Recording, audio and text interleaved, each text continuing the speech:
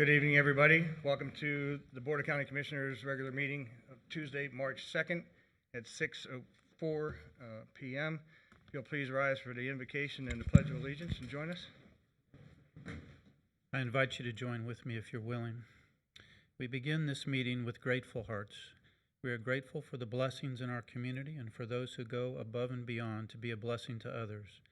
We're grateful for the volunteers throughout this county who make a difference every day in the lives of people they momentarily encounter, but leave with a lifetime of positive impacts.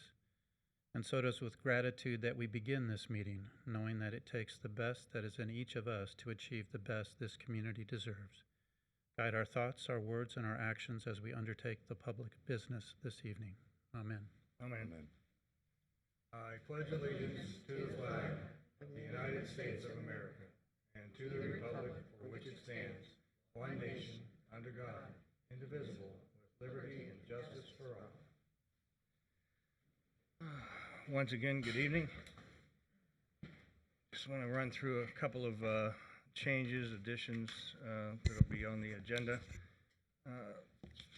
Proclamations have stayed the same. Presentations have stayed the same. Moving into 10A, Administration, County, and B and C. A couple things were added prior to the meeting. Under Administration, four-factor analysis and language plan. Florida Development Finance under Attorney.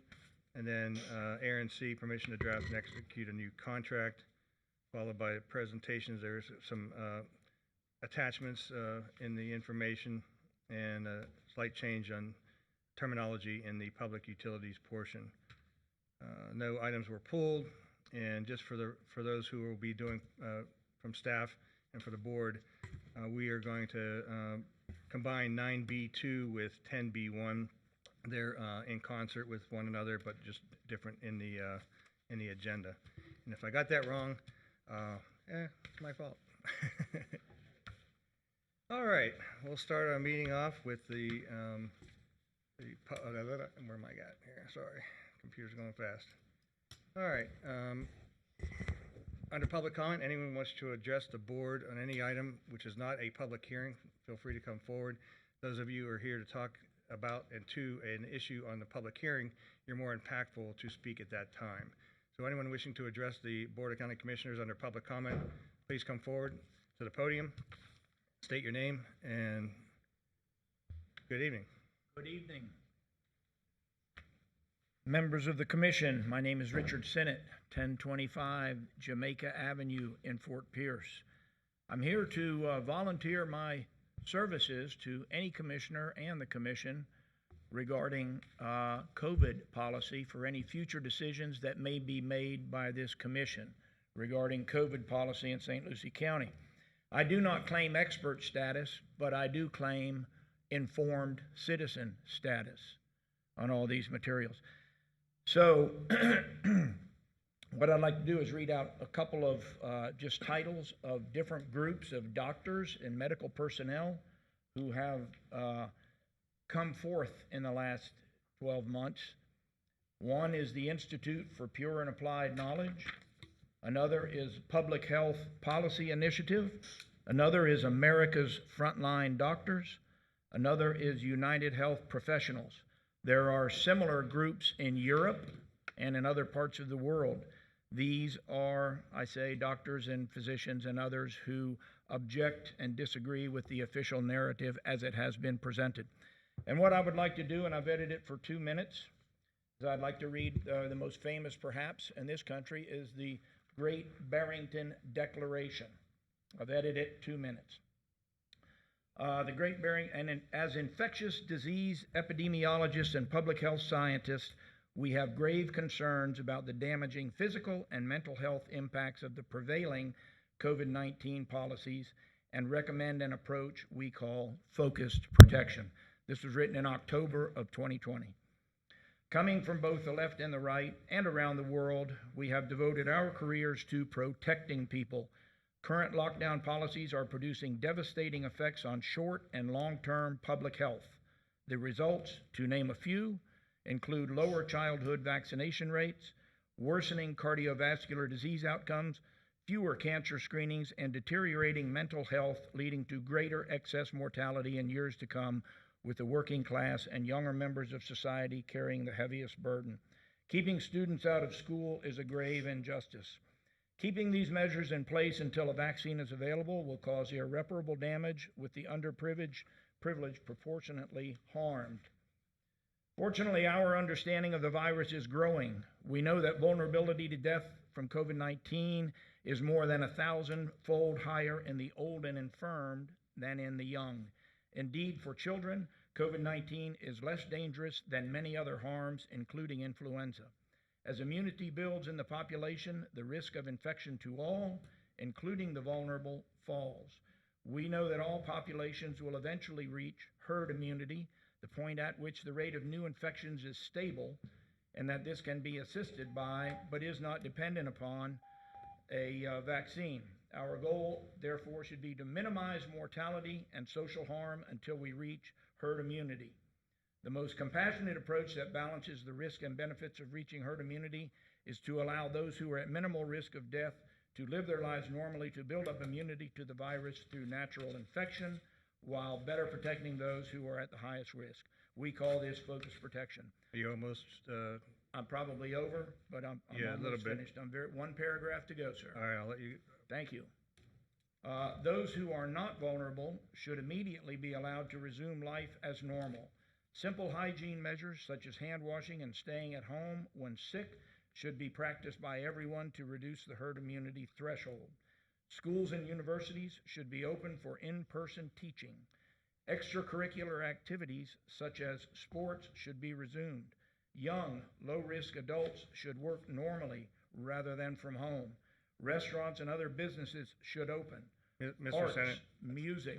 that's a long paragraph, so I One appreciate you. sentence to go. This was done One October sentence, of go ahead. 2020. So I'm hoping that any future policies formed by this county commission will reflect the facts, as these doctors and many other doctors around the world have said. And good luck with all that. Thank you, Mr. Senate. You're welcome. And obviously, the views expressed by public comment are not always that of the Board of County Commissioners and other medical professionals. We are under public comment. Anyone wishing to address the board? Seeing no movement, we'll come back to the board. Next item will be, we have no minutes in which to approve tonight. Chairman. Public comment. Oh, I'm sorry, I never saw you up there. Sorry. Thank Just you tell so us who much. you are. I'm sorry. Chairman Dazowski and Commissioners, my name is Jose Capelon.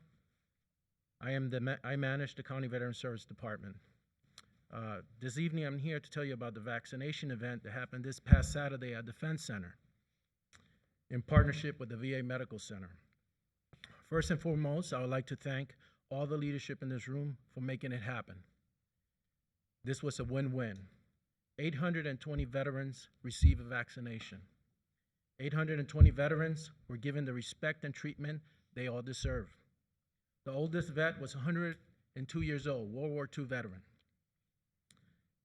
It took approximately 25 minutes to get the process done, and that included a 15-minute waiting time. No one has side effects. Every veteran was appreciative of the care provided, and I heard about 500 wows, amazing county, amazing VA. They were very happy. The second vaccination event is already scheduled for March 27. The VA staff was superb, and they treated everyone with kindness and respect. They brought the vaccine, they brought the staff, they brought the transportation, they brought the wheelchairs, they brought it all. And all they could say is, wow, the Defense Center is amazing. And all we could say is, wow, they were amazing. The Defense Center staff, IT, department support, and the police department were great. In conclusion, I'd like to thank for allowing this event to take place. It showed the community and our veterans we care. Thank you for allowing me to be a part of this awesome leadership team, which is always improving our community and our citizens' quality of life. The fact is that collectively, we possibly saved 820 lives with a COVID shot during a worldwide pandemic. Thank you. Well, thank you for your service, first of all, and those all who have served and are currently serving. And this is your first public coming out party in the position. So, ladies and gentlemen, this is your new Veteran Services Director, and he's doing a great job. And thank you very much for what you've done. And I'd like to let Commissioner Mitchell speak. I think you were a part of the event. If you have something to share. Sure, I'd like to. There's a young lady named Kerry Boyd. She is actually she lives here in Fort Pierce, and she's I like to call it a social services and type thing for the VA. She reached out to me a couple weeks ago and said, Sean, may I have your email address? And of course, I didn't know what it was. And she said what she was looking, she said, we had 1,100 vaccinations and we'd like to facilitate with the county. First thing I did was I CC'd Howard and Alfonso, and you guys were amazing. I went there Saturday and walked around with you. Not only did they get their vaccinations in and out in 25 minutes, but they also had a table set up where they had people at no cost, if you needed a living will, that they would take care of these veterans. And I get goosebumps talking about it because I got to meet a Purple Heart recipient. And I can't brag enough again on the job you guys did, that the VA did, and it was just well coordinated and made us proud to be part of this county. And on behalf of all the commissioners, thank you. Thank you. Thanks again. And we are still under public comment. I apologize for missing him coming to the table. No further public comment? All right, we'll come back to the board. Thank you. Again, no minutes to be approved tonight. We'll go to our first proclamation, which is resolution number 21-019-A, proclaiming the month of March 2021 as Women's History Month in St. Lucie County. Madam Clerk, please read the resolution. A resolution proclaiming the month of March 2021 as Women's History Month in St. Lucie County, Florida. Whereas the Board of County Commissioners of St. Lucie County, Florida has made the following determinations. American women of every race, class, and ethnic background have made historic contributions to the growth and strength of our nation in countless recorded and unrecorded ways. They have played and continue to play critical economic, cultural, and social role in every sphere of the life of the nation by constituting a significant portion of the labor force working inside and outside of the home. American women have played a unique role throughout the history of the nation by providing the majority of the volunteer labor force of the nation and were particularly important in establishment of early charitable, philanthropic, and cultural institutions in our nation. American women of every race, class, and ethnic background served as early leaders in the forefront of every major progressive social change movement and have served our country courageously in the military. American women have been leaders not only in securing their own rights of suffrage and equal opportunity, but also in the abolitionist movement and emancipation movement, the industrial labor movement, the civil rights movement, and other movements, especially the peace movement, which create a more fair and just society for all. And yet, despite these contributions, the role of the American women in history has been consistently overlooked and undervalued in the literature, teaching, and study of American history. Now, therefore, be it resolved by the Board of County Commissioners of St. Lucie County, Florida, the board does hereby proclaim the month of March 2021 as Women's History Month in St. Lucie County, Florida. The board further encourages all citizens to observe this important month by participating in appropriate ceremonies and activities planned by individuals, governmental agencies, and private institutions and associations throughout St. Lucie County. Passed and duly adopted the second day of March 2021. Is there a motion? We have a motion by Mitchell, second by Bartz. All in favor? Aye. Thank you. Motion passes. Tonight, from the League of Women Voters, we have Andy Poley, President, Catherine Hensley, Parliamentarian, and Sharita Johnson, Treasurer, to accept this resolution.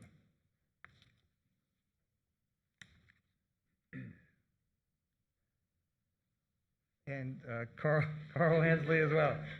With one, you don't get the other, so. Come on in. Who's gonna? Oh. All right. Picture. Closer. I got a mask on. All right. At least you're gonna make people right. I gotta take my glasses off. Now he broke it. Wasted film.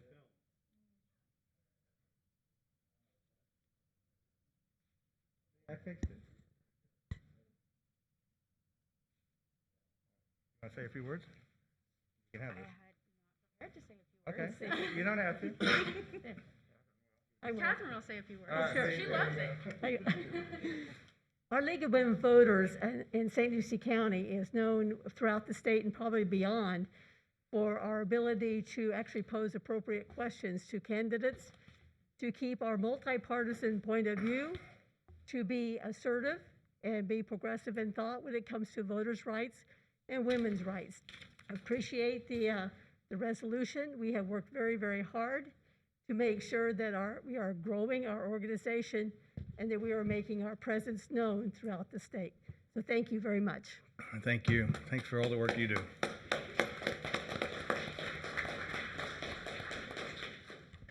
Thank you. Next proclamation is a resolution number 21-044, a resolution proclaiming March 29th, 2021 as Welcome Home Vietnam Veterans Day, and how poignant it is after our public comment. Please read the resolution.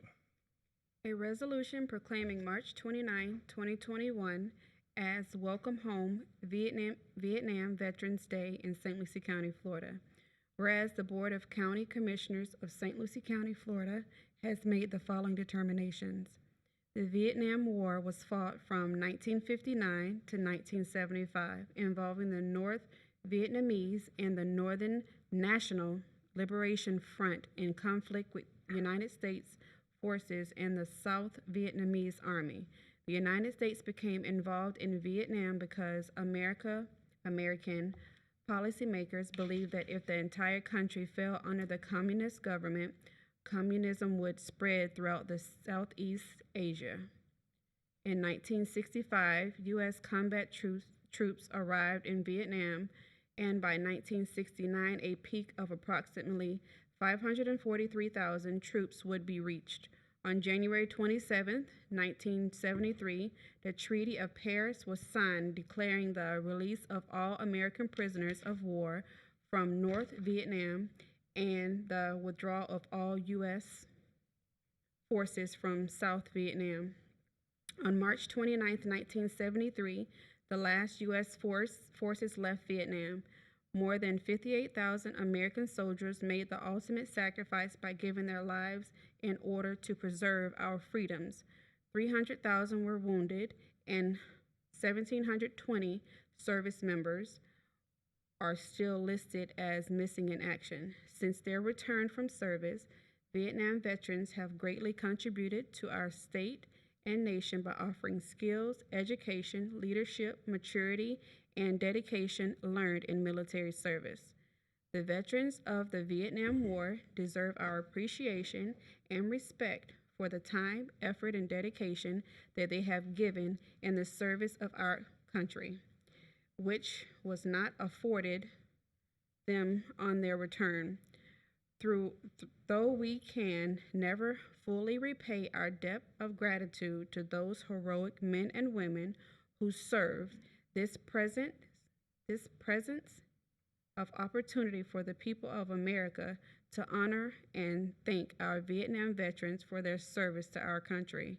Now therefore be resolved by the Board of County Commissioners of St. Lucie County, Florida, that this board does hereby proclaim March 29, 2021 as Welcome Home Vietnam Veterans Day in St. Lucie County, Florida, and further urge all St. Lucie County citizens to join us in the special observance. Passed by duly adopted this second day of March 2021. Thank you. Is there a motion? So moved. Motion by Bart, second by Hutchinson. All in favor? Aye. Thank you very much. Here to collect the resolution tonight is Cora Sticky Harper, chapters Daughters of the American Revolution. They include Linda Gallup, Pat Bloomquist, and Cynthia Wompner. Did I say that right? Wepner? Okay, there you go. With a name like Zadowski, you think I could say a lot more names. Yeah. Come on in. Here, who wants to take this? All right, there we go. Begin.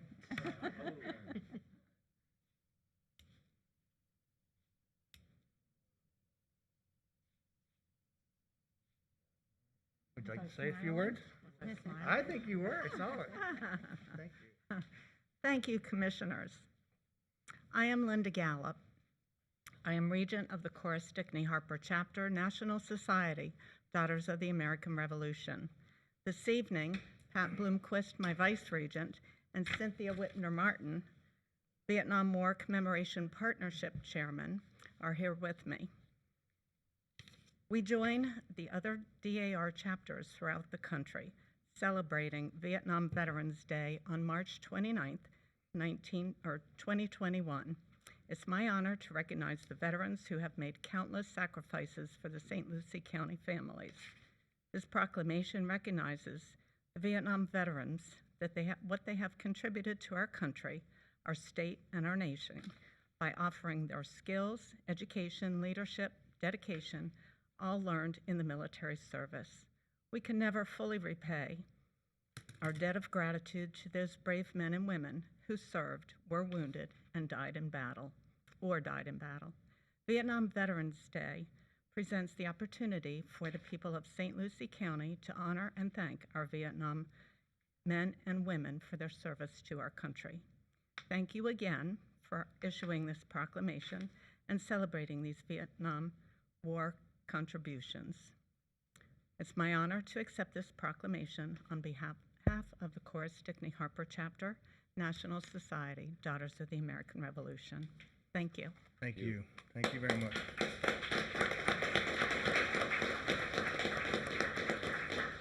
And as importantly, thank you for keeping this memory alive. It's so important that we never forget some of the very challenging times of our history. Thank you. Next item is the consent agenda. Is any item that a commissioner would like to pull for separate vote or discussion? Hearing none, I'll accept a motion to approve. We have a motion by Bartz. Is there a second? Second by Townsend. Okay.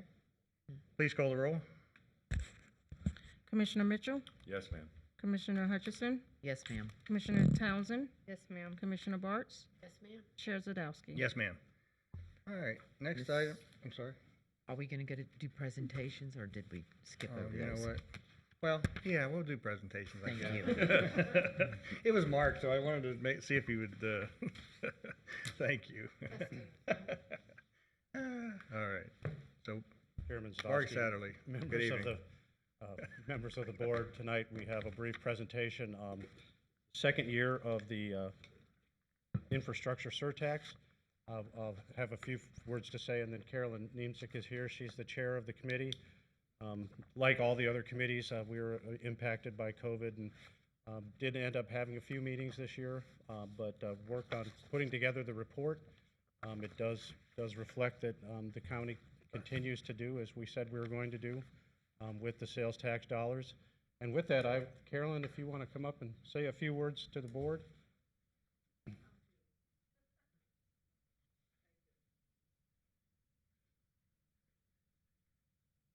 Hey, good evening, Chair Zadowski, I can say that, and Commissioners. I'm Carolyn Niemczyk, most of you know me, and I've served as the chair, I have to write this down, of the Citizens Infrastructure Surtax Oversight Committee. Okay, the board, your board appointed members for this committee in compliance with the ballot language that said we will have a committee to oversight. Now, several other members of the committee might be here tonight, and they're Mike Manahan, Ken Kroll, Jeffrey Lyons, Jane Rowley, DJ Ferguson, Roland Doversall, and Gail Pike. I guess not. Yeah. Ken is here.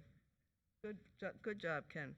Tonight we're presenting our second annual report to the board, and we have, of course, COVID impacted us, but we caught up. And something I told you last year, if you remember, was our committee was so impressed by how ready staff was with the jobs that have to be done and how they prioritize them by community safety and community health. I mean, and later on we found out that it was because we had an abundance of jobs that weren't done because we didn't have enough money. So they were ready to prioritize, but we're still impressed by how they have presented community safety and community health with the jobs. So I'm pleased to present the second Citizens Infrastructure Tax Oversight Committee annual report, and now the staff will summarize the projects of this year. How's that? Thank you. Very good. Excellent. Thank you, Carolyn. Thank you for your commitment to our community. Mr. Chair, members of the board, apparently the presentation that we put together somehow didn't make it onto the computer. So Selena has run downstairs. If you want to skip out a line, maybe we can do the other presentation and then come back to this. It is just a summary, though, of, better roads, more sidewalks, cleaner rivers. It's all contained in the report here. We got a lot of things done. We got, Prima Vista done. That was the single biggest project. We started out on the Gordy Road paving got done. Patrick, do you want to summarize some of the things that got done? And if we can't get the presentation, we can at least give them. I think it's loading right now. Good evening, Mr. Chairman, members of the board. Patrick Diane, I'm the Assistant Public Works Director. And we wanted to real briefly run through some of the highlights of this year's... Can you pull the microphone down to you a little bit? There you go. So we wanted to briefly run through some of the highlights of this year's accomplishments. As Mark and the chair of our oversight committee mentioned, it's been a tough year for us, but we struggled through it. Starting with the impacts of COVID, normally we would have 4 meetings of that oversight committee. We shrunk it down to 2 just based on the COVID impacts. We had some meetings with our Office of Management and Budget, which had some revenue projections which were far less than what we anticipated for the year. So in April and May, we saw a lot of the sales tax diminishing. It turned out that it took a rebound, and so we ended up with the year not far off of where we had budgeted. While we reduced the amount of projects that we were going to do, we were still able to accomplish generally all of the projects. Total revenues were about $9.7 million. We typically budget a little over $10 million. I'll just run through these very, very quickly. Road and Bridge mainly resurfaced some of the larger roads. East and West Seminole is in Lakewood Park and Avenue Q, which is off of near 25th Street. We did the traffic signal upgrades. We budget annually $300,000 for those. You see the intersections that were improved there. Some other resurfacing that is underway. We are currently working on the Midway Road resurfacing between Selvitz and Torino Parkway. I know that's a very high profile area that we've been targeting. We're also doing the Orange Avenue guardrail. This is the entirety of the guardrail that is out west of town that was sorely needed. And we refinished the Gordy Road ahead of the bridge replacement.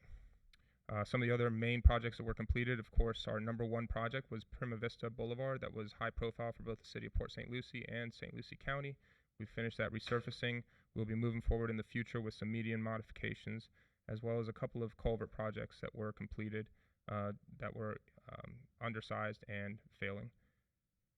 We are now working on Edwards Road between US 1 and Oleander Avenue. That's the area that has had a lane closed since, I believe it was Hurricane Irma. And we have an FHWA grant that is helping us with the design, build, construction of those improvements. We are also actively replacing the Gordy Road Bridge. If you haven't had a chance to get out there, there's a lot of activity going on. We're actually going to place a temporary bridge so that we can have connectivity to the south while we replace the new bridge, which will be higher and with updated facilities.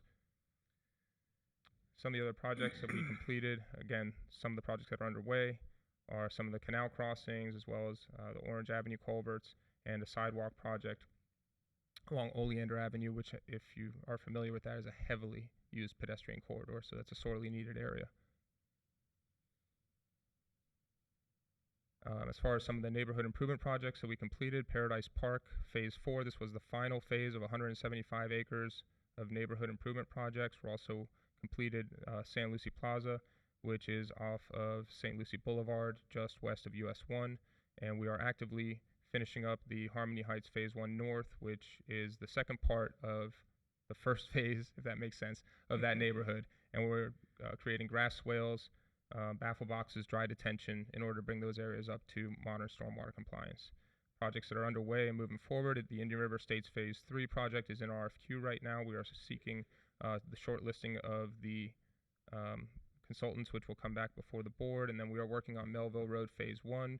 The board approved the award to bid for the first pond construction segment, and we are also actively looking at a feasibility study for Melville Road Phase 2, which would be for the western section of that area in White City. We are also working on Lakewood Park stormwater improvements. That is the upsizing of the downstream culverts, which will allow more flow out of that neighborhood in the future. That concludes this presentation. Thank you very much. If you have any questions, I'm Any here to answer questions them. from the board? Hearing none. I'm happy about the report. I'm glad the citizens are continuing to monitor and be supportive of the efforts of staff and what we've been able to accomplish. Mark? And I would like to thank Selena Griffith. She has really taken on this project and helped get the report completed and keeps monitoring all of the activities. And so just want to thank her for her hard work. And she was going to give the presentation. But anyway, thank you, Patrick. Thank you. It looks like... Selena, do you want to say anything? No. Oh, no, I'm good. Okay, all right. I'm just sorry you didn't get a chance to. All right, next item under presentations is the Comprehensive Everglades Restoration Program, or the Indian River Lagoon South Project Update. And Patrick, Dan, you're getting overtime tonight. Thank you again, Chairman. Again, Patrick Diane, Assistant Public Works Director. Pleased to be before you to introduce tonight's speaker. She was formerly Lieutenant Colonel and the Deputy District Commander for South Florida in the U.S. Army Corps of Engineers, and we were fortunate enough to have her stick around and stay involved with this project. She is now the Director of Ecosystem Restoration for the Water Management District. Ms. Jennifer Reynolds is here to give the board an update on the Indian River Lagoon South project, which is part of the Comprehensive Everglades Restoration. This is the largest ecosystem restoration project in the world, so we're very excited to hear this update. Thank you. And no fatigues? Come on, last time I saw you, you were...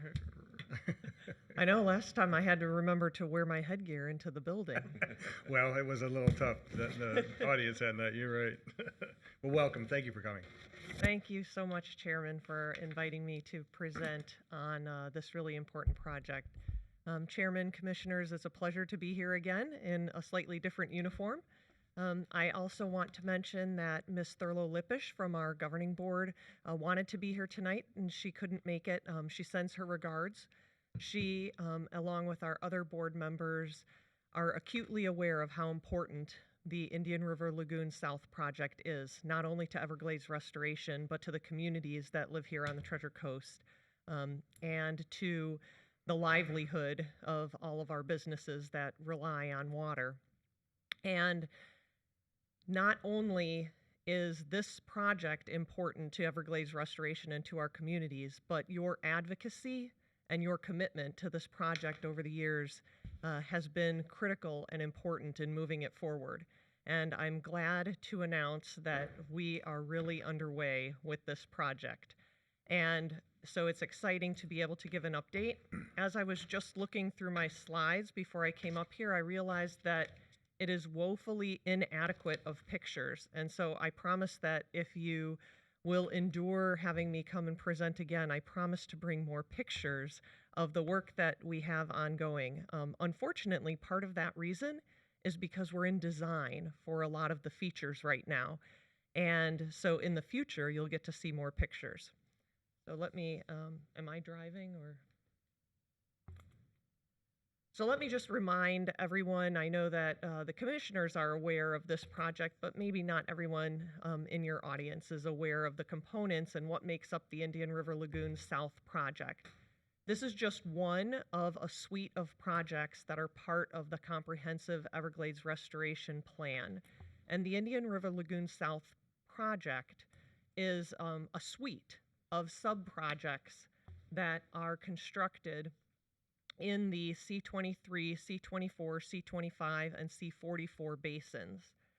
And so the suite of projects work together to capture and store water, then clean it before it is released for a variety of multi-purposes for our water, our clean water here in this area. And so this map just depicts the different components of the project. And I know that there's a lot of acronyms and things on here, so I'll try to not dive into that too much, but I'm going to talk about each of these different components on subsequent slides. And so this is the original map that includes all of the components, and I know some of them are really difficult to make out on this map, but I just wanted to give you an overview of how comprehensive this project really is. There's a multitude of projects that are part of it, and they work together in order to deliver the benefits. And so first we'll talk about the C-44 reservoir and stormwater treatment area. These project components are exciting because the C-44 stormwater treatment area that was constructed by the district is complete. And really exciting, I'll show you on the next slide actually, one of my few pictures that I have in here. This is what the reservoir looks like. It's huge. It's a massive reservoir that encompasses 3,400 acres. It's going to hold 50,000 acre-feet of water. The Corps of Engineers is constructing the reservoir. It's scheduled to be complete this summer, and they will start filling the reservoir this fall. Now, interestingly, I want to manage expectations because everyone wants this reservoir to start capturing water as soon as it's constructed. But it's really big, and the most dangerous part of a large engineering project like this is what's called the first fill. And so it takes about 18 months of operations and maintenance testing in order to complete that first fill of the reservoir. And so managing expectations, although there will be water going into that reservoir this fall, it will take about 18 months for it to become fully operational. But the good news is it will start capturing water next wet season.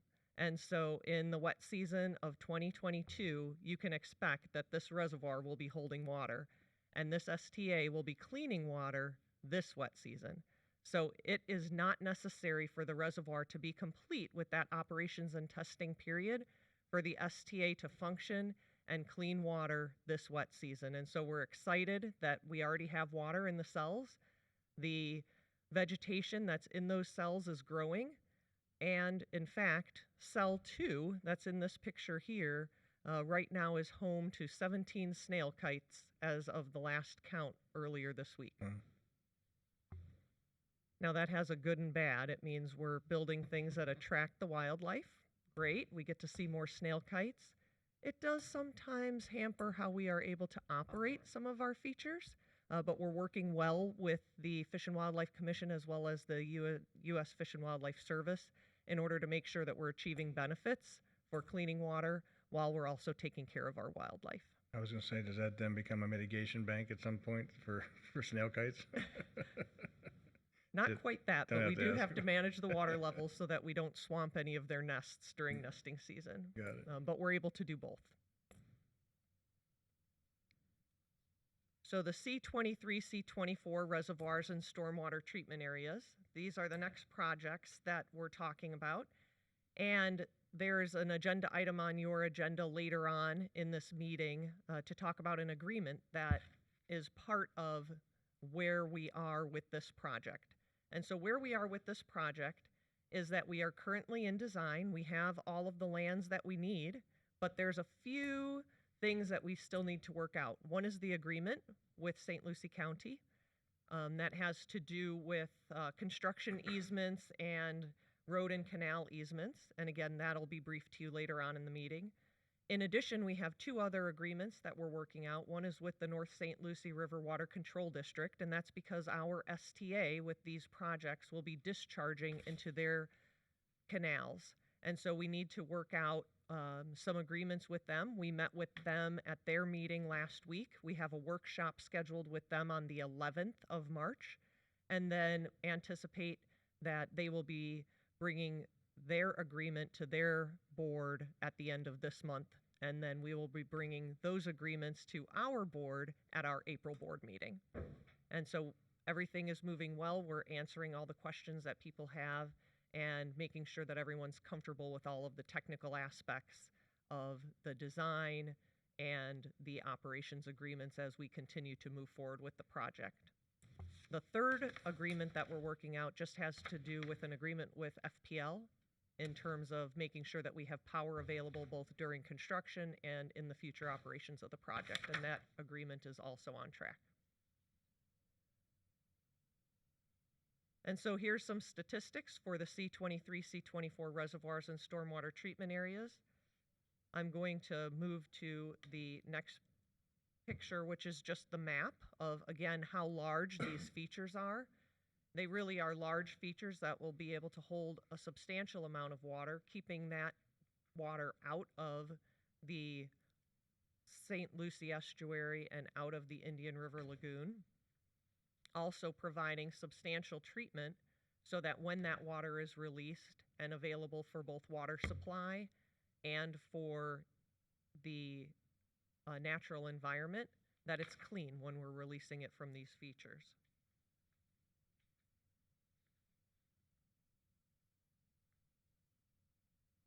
This is a photo. I think this might be in a later presentation also talking about the agreement, but this is just a picture representing some of the features of the agreement that you'll talk about later on in the meeting, allowing for expanded road right-of-way to be granted to St. Lucie County upon completion of the construction, and for you to grant temporary construction easements for work within the existing road rights-of-way and perpetual easements so that we can operate and maintain these features into the future.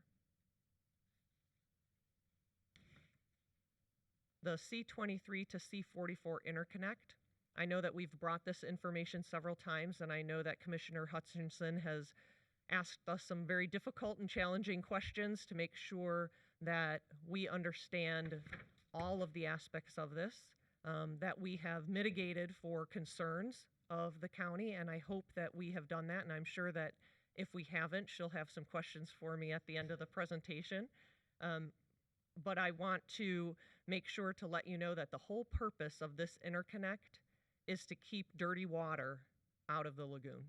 That's the purpose of this, and that this interconnect is designed and will be operated in order to prevent water that would otherwise go into the lagoon at high volumes to be captured in the C44 reservoir.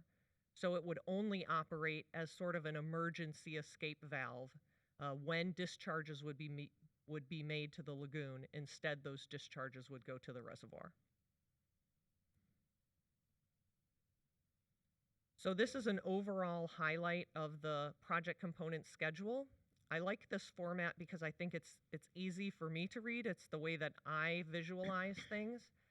And this helps understand just how many projects we have currently in construction, but more importantly, how many we have in design right now that are entering into construction in the very near future. And so you can see that in the past, when we were looking at the integrated delivery schedule and the delivery of these projects, some of them weren't even templated.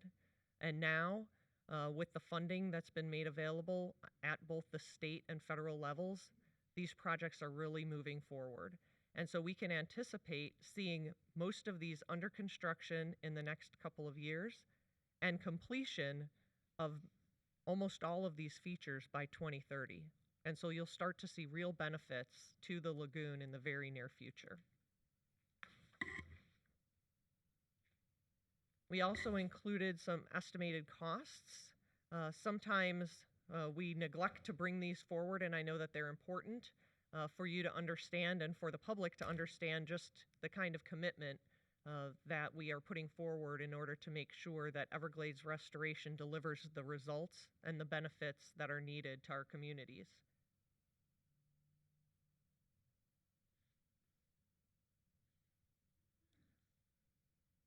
And so this is just another look at the schedule with the map on the left. You can also see, again, just a summary of when construction is going to start on many of these components. The C23 and C24 are the next ones in line. The STA construction is going to start this calendar year. And we can look at the South Reservoir design starting late this year and the North Reservoir design, which is actually underway currently, being complete next calendar year. I just wanted to also mention that in terms of funding, so far for these components, $322 million has been spent just in real estate alone. But the good news of that is that's almost complete. We only have about $10 to $12 million more of real estate acquisition needed just to close out all of the parcels needed in order to complete all of those construction projects. So that's great news. It does not, however, include the natural lands component. So that real estate acquisition, the district has been acquiring some of those lands, but we have close to $92 million still to go with the natural lands component in terms of real estate acquisition. And so with that, I'd be happy to take questions. All right. I don't think anybody over here has a question. Commissioner May Hutchinson, I'm going to let you out. It's nice to see Ms. Reynolds in either capacity, whether it's with the Corps or here. And one thing I've always admired in working with you has been your frankness and your openness and your knowledge that comes into play. So just to bring everybody kind of up to date, you mentioned the funding that is costing on the estimated cost in one of your slides, and then what the South Florida has already spent on land acquisition. Can you tell me and everybody else on the construction time frame, are all funds there? Or is that one that we are going to have to constantly lobby to the federal government and to South Florida? So we are on track with our current budget, and we are on track with projected budgets. And all of the funding has been requested to meet the schedule. However, appropriations are always subject to the annual budget. And so that annual budget cycle and the annual appropriations are important to make sure that they continue to be secured so that we can maintain the schedule. And is that both at the South Florida and the Army Corps, or are we speaking strictly on South Florida? That would be accurate for both of the components, both the state and the federal side. But and I ask this because this is the important thing. It's not a done deal. I mean, I hate to say that, but we've come a long way, and just getting it pushed up to where it needed to be many years ago. And I can't ever forget saying that. The important thing is this funding, the need to get that funding is still a priority. So I would like to ask, is South Florida going to stand with us in making sure and doing what they need to do at the federal level to ensure that those funds come in from the feds that have to come in before South Florida part? Or would they be open to the discussion, as they've done in the past, going ahead and fronting the money if the federal government starts backing off? Would South Florida be willing to at least front the money and be paid back as they've done on many other projects? And I know I'm not trying to put you in a bind, but there's a way to get there if we're all going to be working in partnership. Right. So we have a lot of projects underway. Right. And right now, the way that the way that the Water Management District is projecting our budgets is to make sure that we can maintain the construction schedule that we're presenting. Okay. And so that does include components that are paid for by the district, as well as components that are paid for by the Corps. And how SERP works is that we're a 50-50 partnership, but across all the projects. And so you'll see on this slide that there's a lot of the projects are being paid for in terms of design and construction by the Corps, but that's part of why I also gave you the real estate numbers. So those were part of the 50-50 partnership that the district has to pay first. And so that ends up on our side of the ledger as a credit toward the projects. And then the federal government often brings in big dollars for the construction portions. Now, one thing that we are looking at is the C-25 reservoir and STA right now, for example. is scheduled for the Corps to do both the reservoir and the STA. But we are looking at whether it would make more sense for the district to take on some of those construction activities in order to keep the balance appropriate on the ledger. And so that's one example. Okay.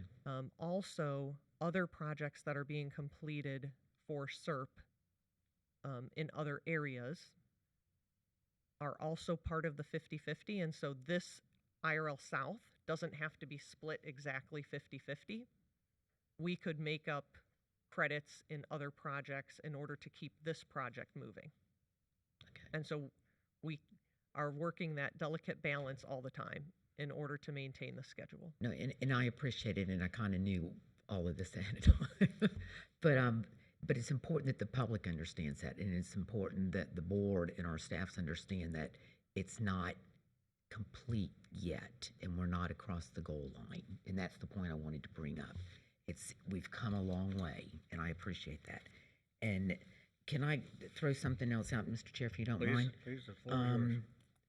And I know I've been a huge critic on the interconnects, and I just remain vocal about it. But there's not been a mention, and is there anything in writing that maintains that there will not be any back pumping from the C44 back into the C23-24 coming through?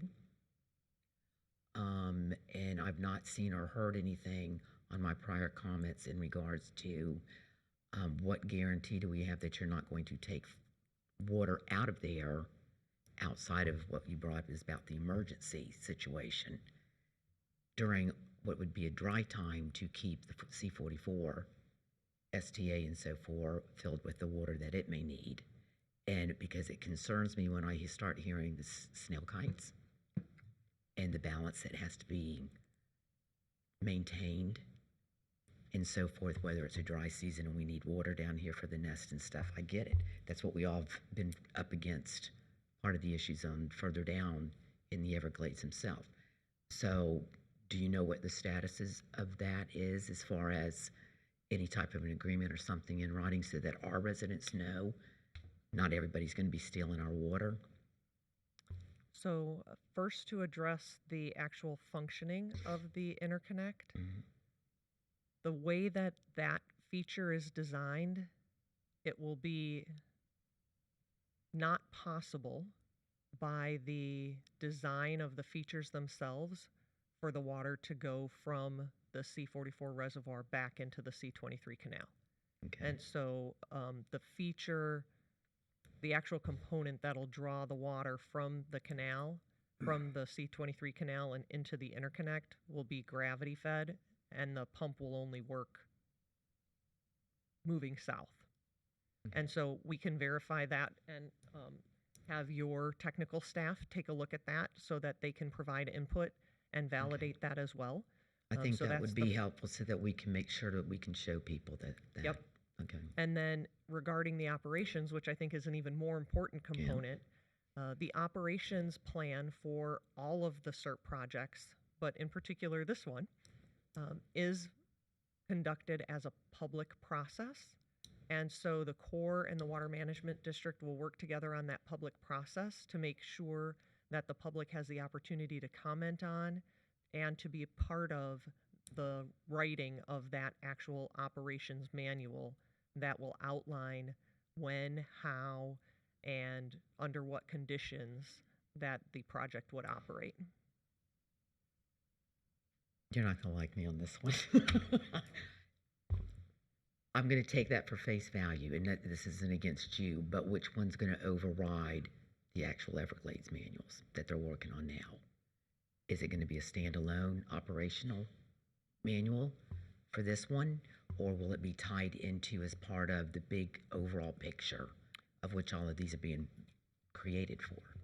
It'll be a standalone project operations manual, but the conditions will sort of stitch together. All the operations have to be able to talk to each other And so the conditions of canal levels, for example, meet where projects come together. So stay But the tuned. operations are project specific. Okay, and my last one comment is, there's a northern division, which I've brought up in the past, up on the end, but instead of going back up to the north end, it appears from the newer maps that it is now going over towards the Gordy Road. This is out of the STA on the north side. If you go,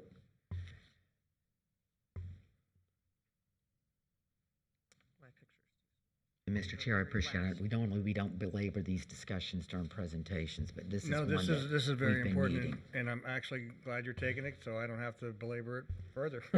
You see at the very top, the dark blue, which is your STA on the north side, the northern part. You have the northern diversion canal.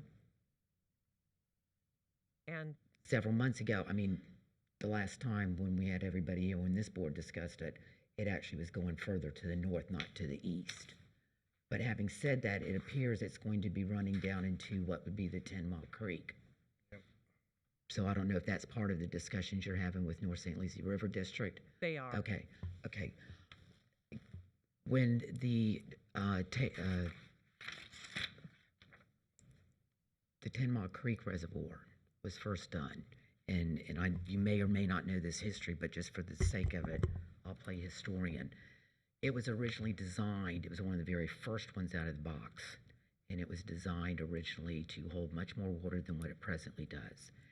In the lawsuit settlement with the federal government in South Florida and the contractor, it was agreed upon it would be kept at one level, although South Florida, at the time under Melissa Meeker, had ran several different scenarios and options where if there are certain things could be accomplished, that the 10 Mile Creek Reservoir could actually hold more water than what it presently is.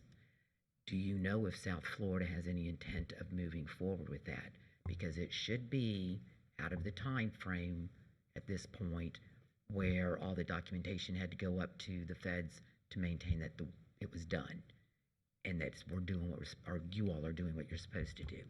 Is there any intent of South Florida looking to increasing the water that it holds down there? And that's important as far as the discussions in regards to North St. Lucie River District, to this board, to our own staff, because of the way the flow goes down in there into the 10 Mile Creek. And then once it gets past that reservoir, because all of that is tidal affected on the east side of the 95. So that's a question I'm not totally prepared to answer tonight, but it's a great question. And I know that the district has done some work on 10 Mile Creek Reservoir and has been able to store more water in there than initially.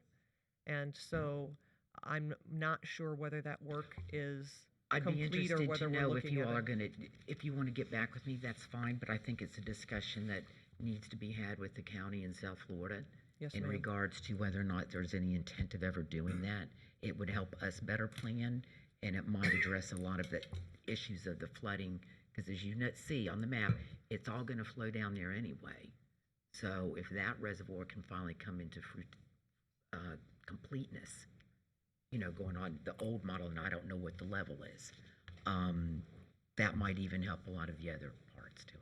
So, I'll take that as a task, ma'am. thank you. Thank you, Mr. Chairman. Quite comprehensive.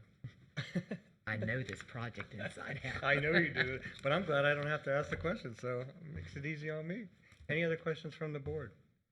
No, great presentation. Again, thank you for coming, and I appreciate the effort. I know that I'll share with Commissioner Hutchinson and I have had quite a long experience with this, and we've seen the project go backwards and be brought forward, and then brought out 10 years and then brought back in. So her concerns are very valid as to making sure that we stay on track, that the funding continues to get put in place so that we do stay with the construction timeline, and that we do finally see the end of the tunnel here with a final complete project. So, any final words? Thank you for having me, and I look forward to coming back with continued progress reports. Patrick, do you have anything Mr. to add? Chair, yes, members of the board, if I may, just a quick point of clarification. The companion item that is on tonight's agenda is item 8G3. This is a memorandum of understanding between the district and the county. This is on the consent agenda item. Staff did not prepare an individual presentation. However, if there are any questions from the board, I'd be happy to answer them at this time. Any We've questions? already approved it. We've already approved it. Okay, thank you. We kind of for a second put the cart before the horse. In that case, I do have some closing remarks, which is thank you very much for your support of the agreement so that we can continue to move forward with this very important project. Thank you. And I'll recognize Kathy Lamartina from South Florida Water Management District is in the audience, and thank you for being here. All right. Thank you, Commissioner Hutchinson. That was fabulous. Thank you. No, I thank Jennifer for being here. Absolutely, absolutely. All right, next item is going to go to the public hearings. And we'll start with public hearing A1, it's county attorney. And if I may, Mr. McIntyre, I normally see quasi judicial on the item. Yes, sir. These are, as I've discussed with you, a little interesting. They're not as, they're sort of a very unique sort of public hearing. I would suggest that the board consider these as quasi-judicial. Items 1, 2, and 3. Item 4 is a legislative, but if you could ask for disclosures on 1, 2, and 3 as they come up, I believe that would be appropriate. And also, Mr. Chair, Assistant County Attorney Catherine Barbieri will be presenting actually all 4 items. Thank you, Mr. McIntyre. Good evening. Good evening, Assistant County Attorney Catherine Barbieri. And Ms. Williams, are you going to be running the slideshow? Oh, you have that. Okay. Sorry, I didn't know she. And Code Supervisor Danielle Williams. The first one before you is 5310 Delon Avenue. Under the provisions of Appendix A, Local Acts, Article 7, Division 2 of the St. Lucie County Code and Ordinances Compiled Laws, the building located at 5310 Delon Avenue, Fort Pierce, in St. Lucie County, Florida, was inspected by the building official. It has been determined to be unsafe and to constitute a public nuisance. And you see before you pictures of this building and words beside of it. The building official examined the property on September 16, 2020, and again in February 2021. And the building is damaged, deteriorated, and defective to such extent the cost of restoration and repair will exceed 50% of the value thereafter after restoration or repair of the building. And determined the building is manifestly unsafe and unsanitary for use as a single-family dwelling and constitutes a nuisance. On October 20th, the board declared the building to be unsafe and constitute a nuisance and authorized that this public hearing be held to determine the appropriate action about the safety hazards. On February 3rd, 2021, the property owner applied for a building permit to repair the property. He had the plans drawn up and he spent some funds and he's applied for it. The property owner wants to repair the property. He has signed an agreement, not signed by staff yet, but staff is going to be recommending it to submit to, he needs a variance for the building. So he has 3 things he has to do in the agreement. He has to submit for the variance by April 1st. He has to go to the Board of Adjustment on April 28th. And then if granted and the board approves tonight, then he would have to complete the repairs and have the property back and used by December of 2021. He's, notice was provided, actual notice was provided to the property owner. The property was posted and an ad was run in the newspaper for 4 weeks. Staff is recommending that the board authorize us to enter into an agreement with the property owner and that you continue this hearing until May 4th, 2021 board meeting at 6 p.m. as soon thereafter may be heard, because by then we'll know whether or not he did submit for the variance and he went to the variance board and whether it was granted. This is a public hearing. Any questions from the board at this point? No? This is a public hearing. Anyone wishing to address this item, please come forward. Seeing no movement from the audience. Mr. Chair, I'll make a motion to approve to extend this out and bring it back to May 4th if there's been no movement. I think that it's all of our will to be able to let the homeowner save their property. So because there is activity and it's moving in the right direction, I think we owe it to the resident. Okay, we have a motion. Is there Mr. a Chair, second? can we do our quasi judicial first? Yeah, I forgot because it's not on my paper. I Okay. haven't spoken to anybody but staff. Same here, staff only. I've only spoken to staff. Staff only. Okay, thank you. Keeping me on task here. Thank you. All right, so we have a motion by Townsend, second by Mitchell. And please call the roll. Commissioner Bartz? Yes, ma'am. Commissioner Hutchison? Yes, ma'am. Commissioner Mitchell? Yes, ma'am. Commissioner Townsend? Yes, ma'am. Chair Zadowski? Yes, ma'am. Thank you. Next item. Mr. Chair, Commissioners, again, for the record, Assistant County Attorney Catherine Barbieri and Code Compliance Supervisor Danielle Williams. You have before you 3315 Avenue A.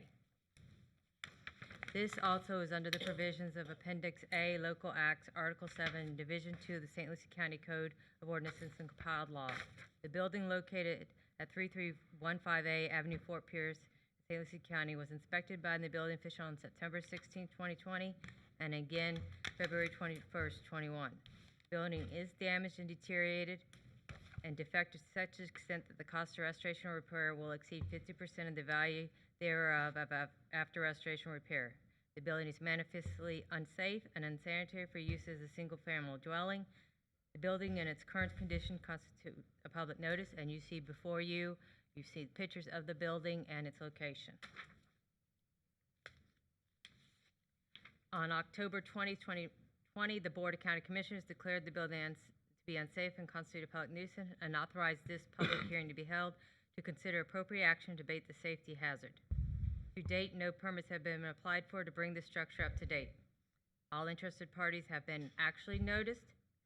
They are certified by certified mail, by posting, by conversation with the son of the property owner, and an ad has been run in the newspaper for 4 consecutive weeks. There have been conversations with the son of the property owner. They had been interested in donating the property, but currently Community Services and Habitat have no interest in the property, and they are aware of tonight's hearing.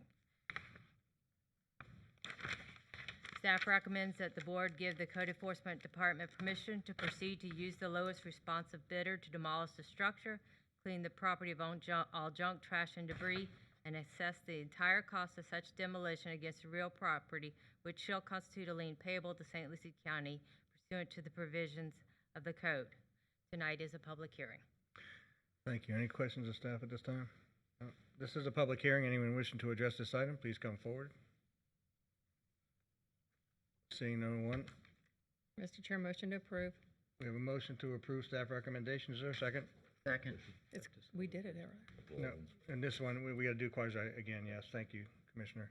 So, I have, start with, For the record, I've talked to no one on any of these projects except for the staff. okay, thank you. Same. And I'd like to add, the same as Commissioner Hutchinson, that on all of these items, I've only spoken to staff. Ditto. All right, me too. The only one that's coming up next from a quasi-judicial statement has come before us before, and I had some opinions that night. So that's for the record. So for this one, let's get back to this one. And so we have a motion by Townsend, second by Mitchell. Please call the roll. Commissioner Hutchison? Yes, ma'am. Commissioner Bartz? Yes, ma'am. Commissioner Mitchell? Yes, ma'am. Commissioner Townsend? Yes, ma'am. Chair Zadowski? Yes, ma'am. Thank you. All right. Move on to the next one, number 3. Mr. Chair, Commissioners, again, for the record, Assistant County Attorney Catherine Barbieri and Code Compliance Supervisor Daniel Williams. What you have before you is 7407 Deer Park Avenue. Under provisions of Appendix A, Local Acts, Article 7, Division 2 of the St. Lucie County Code and Compiled Laws, the building located at 7407 Deer Park Avenue, Fort Pierce, in St. Lucie County, Florida, was inspected by the building official. It has been determined to be unsafe and to constitute a public nuisance. On February 20, After hearing the facts of the case and testimony of Mr. Robert Davidson, who is the son of the deceased owner, the St. Lucie County Code Enforcement Board ordered staff to bring the property to the Board of County Commissioners as the Code Enforcement Board found the property to be a serious threat to the public health, safety, and welfare. Mr. Davidson resides at 7302 Pacific Avenue, Fort Pierce, Florida. Code enforcement staff has met with Mr. Davidson in the county building to look at ways to correct the situation. Mr. Davidson agreed to make changes. The property was inspected again, and no action has been taken to correct the situation. The current property owner listed on the property appraisers is Mrs. Hazel B. Bright, who took ownership by warranty deed on March 18, 1981. The believed date of death was in 2007 for Mrs. Bright. There's no evidence that Mrs. Bright's estate has ever been probated. A title search was performed on the property and it has been attached. On September 15, 2020, the Board of County Commissioners declared the building to be unsafe, constitute a nuisance, and authorized a public hearing to be held to consider appropriate action to abate the safety hazards. To date, no permits have been applied for to bring the structure up to date. All interested parties have been notified that a public hearing would be held to determine what further action should be taken, which may include order to demolish the building and place a lien on the property. An ad was placed in the local newspaper and run once a week for 4 consecutive weeks, January 11th, 18th, 25th, and February 1st, 2020. A copy of the notice has also been sent to the property owner, to Mr. Davidson, by certified mail, and it was posted on the property. Staff recommends that the board give the Code Enforcement Department permission to proceed to use the lowest responsive bidder to demolish the structure, clean the property of all junk, trash, and debris, and assess the entire cost of such demolition against the real property, which shall constitute a lien payable to St. Lucie County pursuant to the St. Lucie County Code and compiled laws. I believe Mr. Davidson, and what you're seeing before you are pictures of the property taken. Mr. Davidson, I believe, is here to speak to the board about his intentions with the property, and there may be a neighbor here also. This is a public hearing. Thank you. This is a public hearing. Anyone wishing to address this item, please come forward.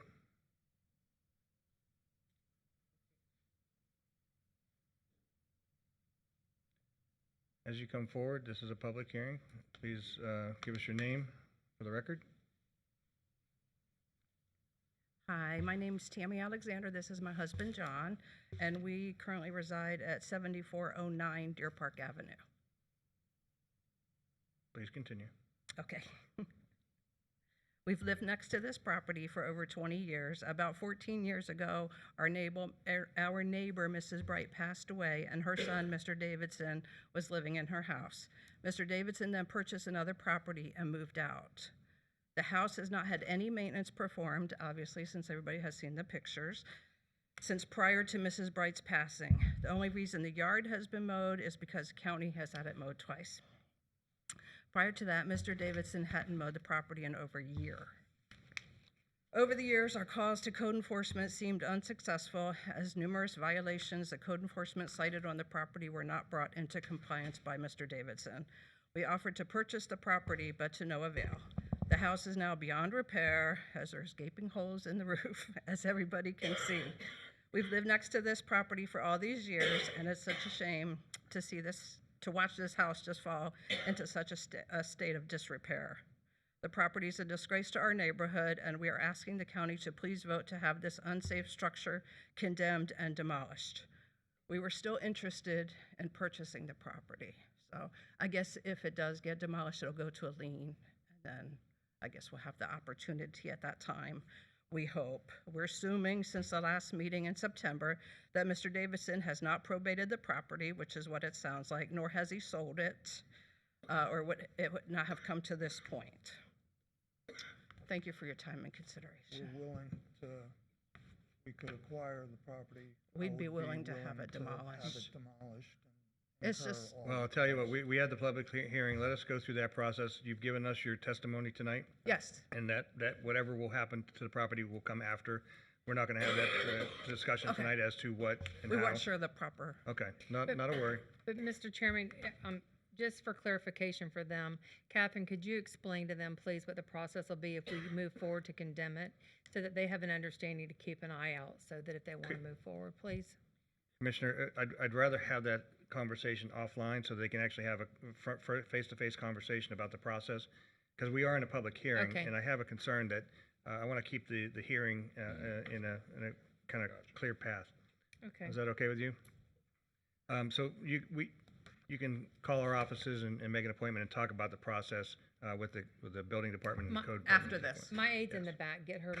Get my card from her, please. I have Colleen. Okay, just call the office. I'll Yes. set something up. We can meet with Catherine. Okay, great. Okay. Thank you. Thank you for your Thank testimony. you. Thank you all for your consideration. And Mr. Chair, It's been a- I failed to neglect, the building official is here and available if needed on this one. The other ones Okay. seemed Thank, evident that he may not be needed. thank you for your testimony. Thank you. Catherine, I do have a question about the process by which ownership after the individual passed away. You talked about it had never gone through probate. What is the disposition of the property and ownership at this time?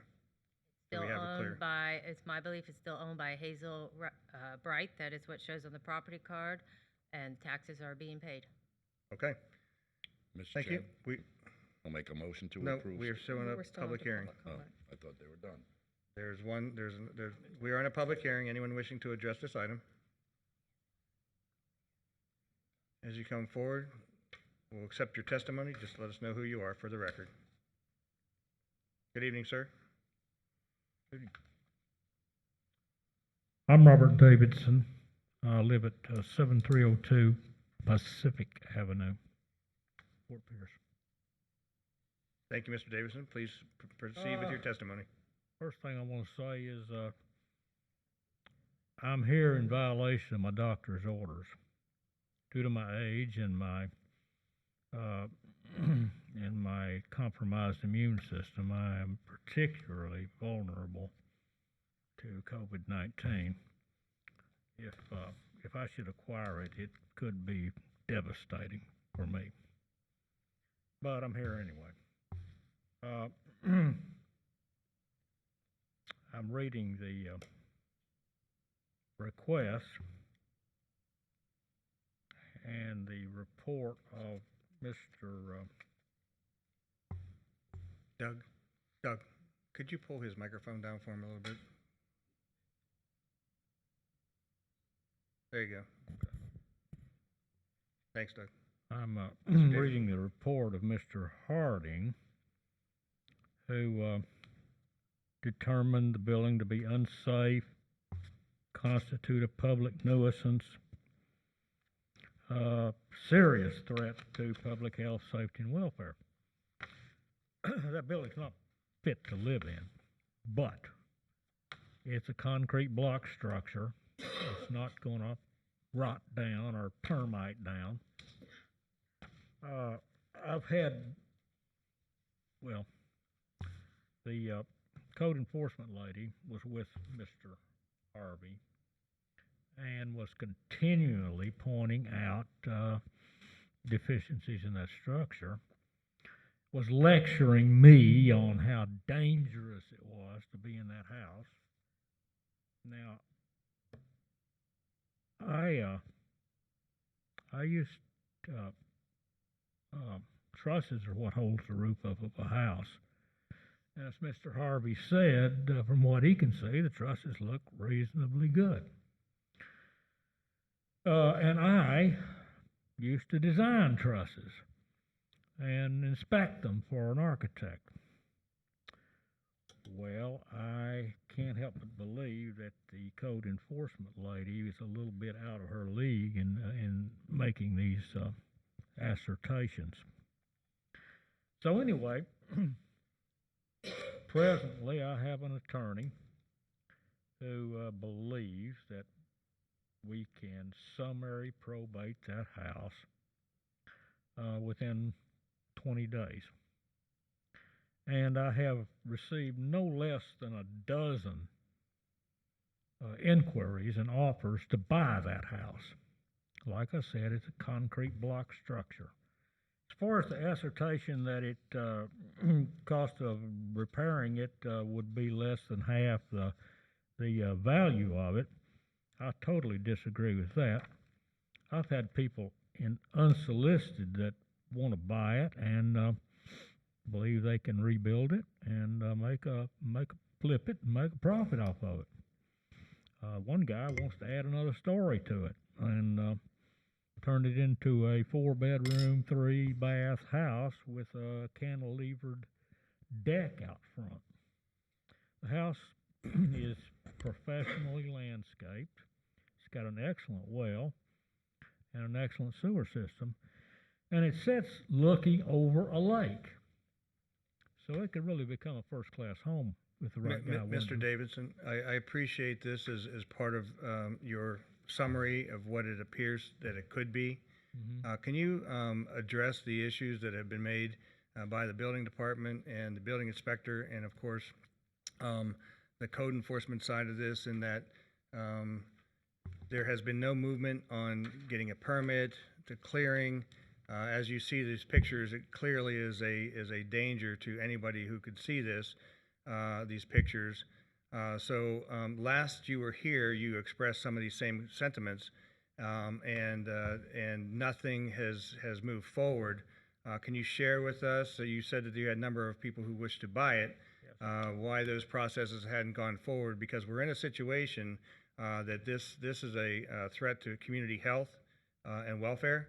And I want to understand from you why nothing has moved forward since the last time you were in front of us. Well, as I told you last time, I got a mental condition, dysthymia. That's part of it, I guess. But I am moving on it with with my attorney, and hope to get it probated, and then I'll sell it. Hopefully sell it pretty quickly. Like I said, I've got over a dozen people inquired about it.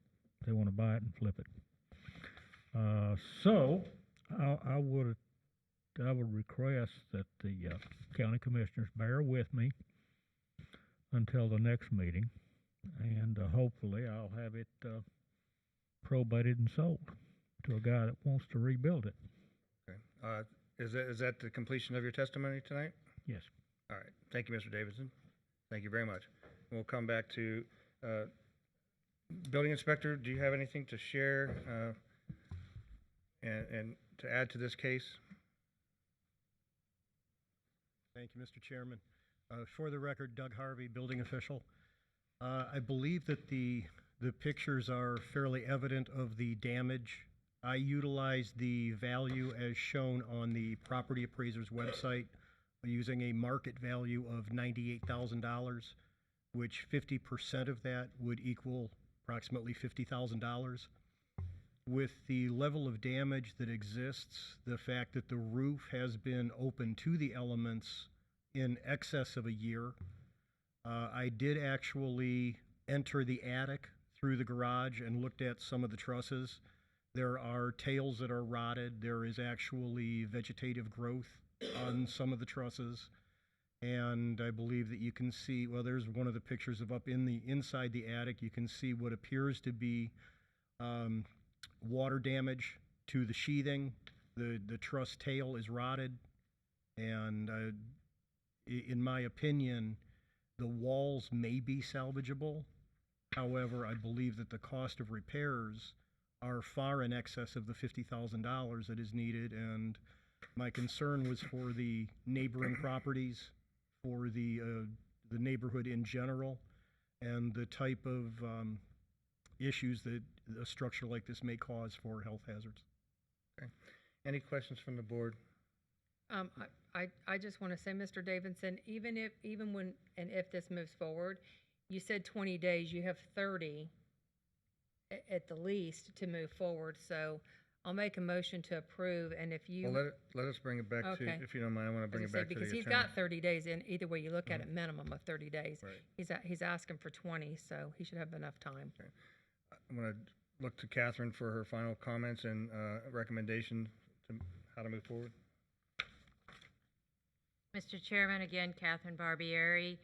Staff is recommending that the board give us the permission to proceed using the lowest responsive bidder to demolish the structure and clean the property and to place a lien on it.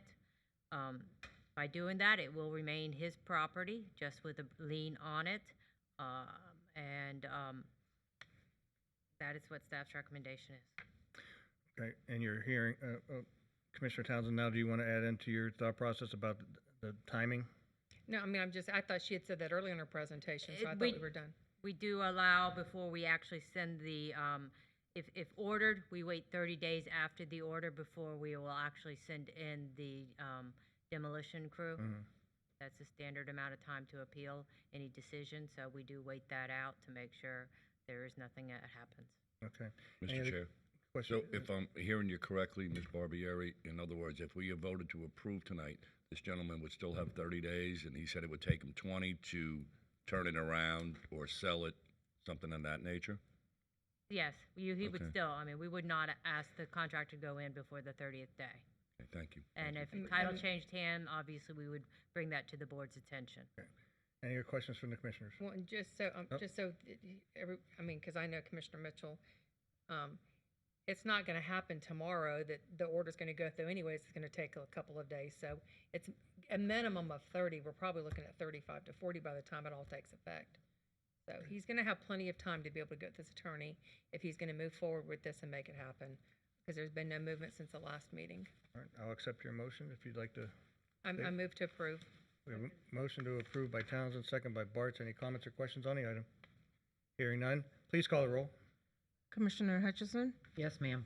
Commissioner Mitchell, Yes, ma'am. Commissioner Bartz, Commissioner Townsend, Yes, ma'am. Chair Zadowski. Yes, ma'am. Thank you. Catherine? Mr. Chair, Commissioners, for the record, Assistant County Attorney Catherine Barbieri.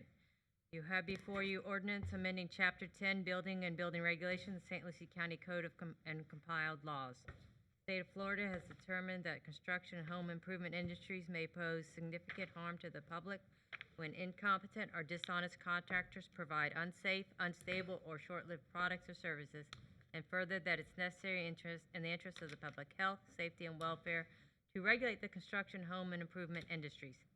St. Lucie County regulates these industries by providing a certificate of competency issued to competent qualified contractors pursuant to Chapter 10 of the St. Lucie County Code of Ordinances and compiled laws. Through the implementation of Chapter 10 of the Code of Ordinances, it's become evident that modifications regarding the procedure for the appeal of the disciplinary proceedings that went before the Contractors Examining Board needed to be provided. This ordinance provides proposed amendments to Chapter 10 of the Code of Ordinance for St. Lucie County, and they are consistent with the general purposes, goals, and objectives of St. Lucie County Comprehensive Plan. The amendments include, but are not limited to, defining financial mismanagement, expanding on possible sanctions that the contractors that have certificate holders in St. Lucie County could be sanctioned by the Contractors Licensing Board.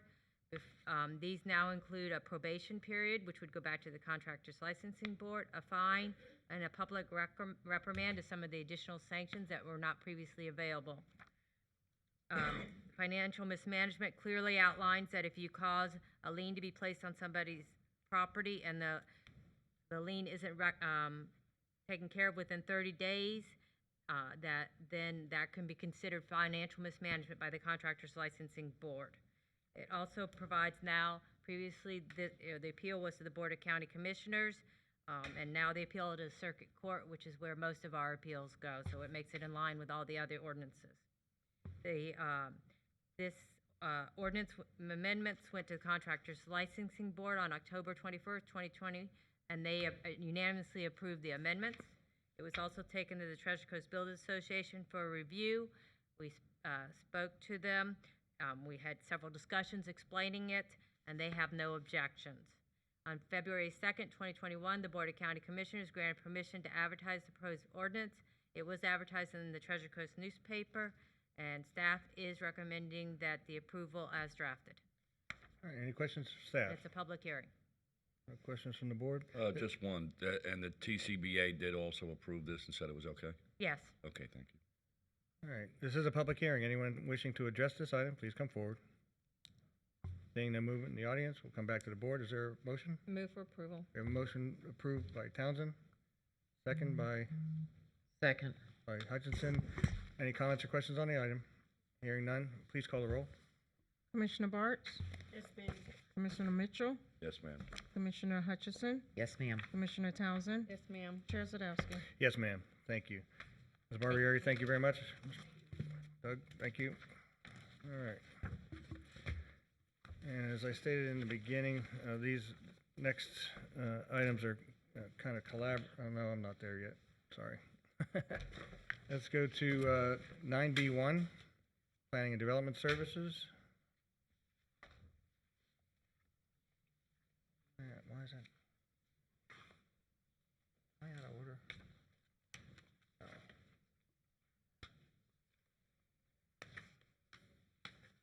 Sorry about that. Here, good evening. Good evening.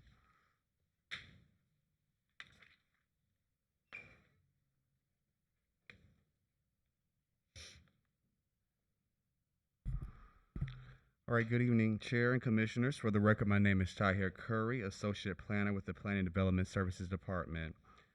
Agenda item 9B1 is the rezone petition for Hardscapes, Inc., a 2.8-acre site located at 6690 North US Highway 1.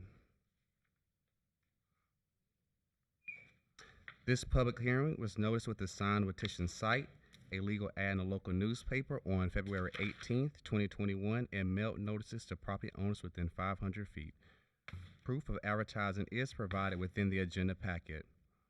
Mailed out notices were sent out to 10 property owners within 500 feet of the subject site. The planning department did not receive any.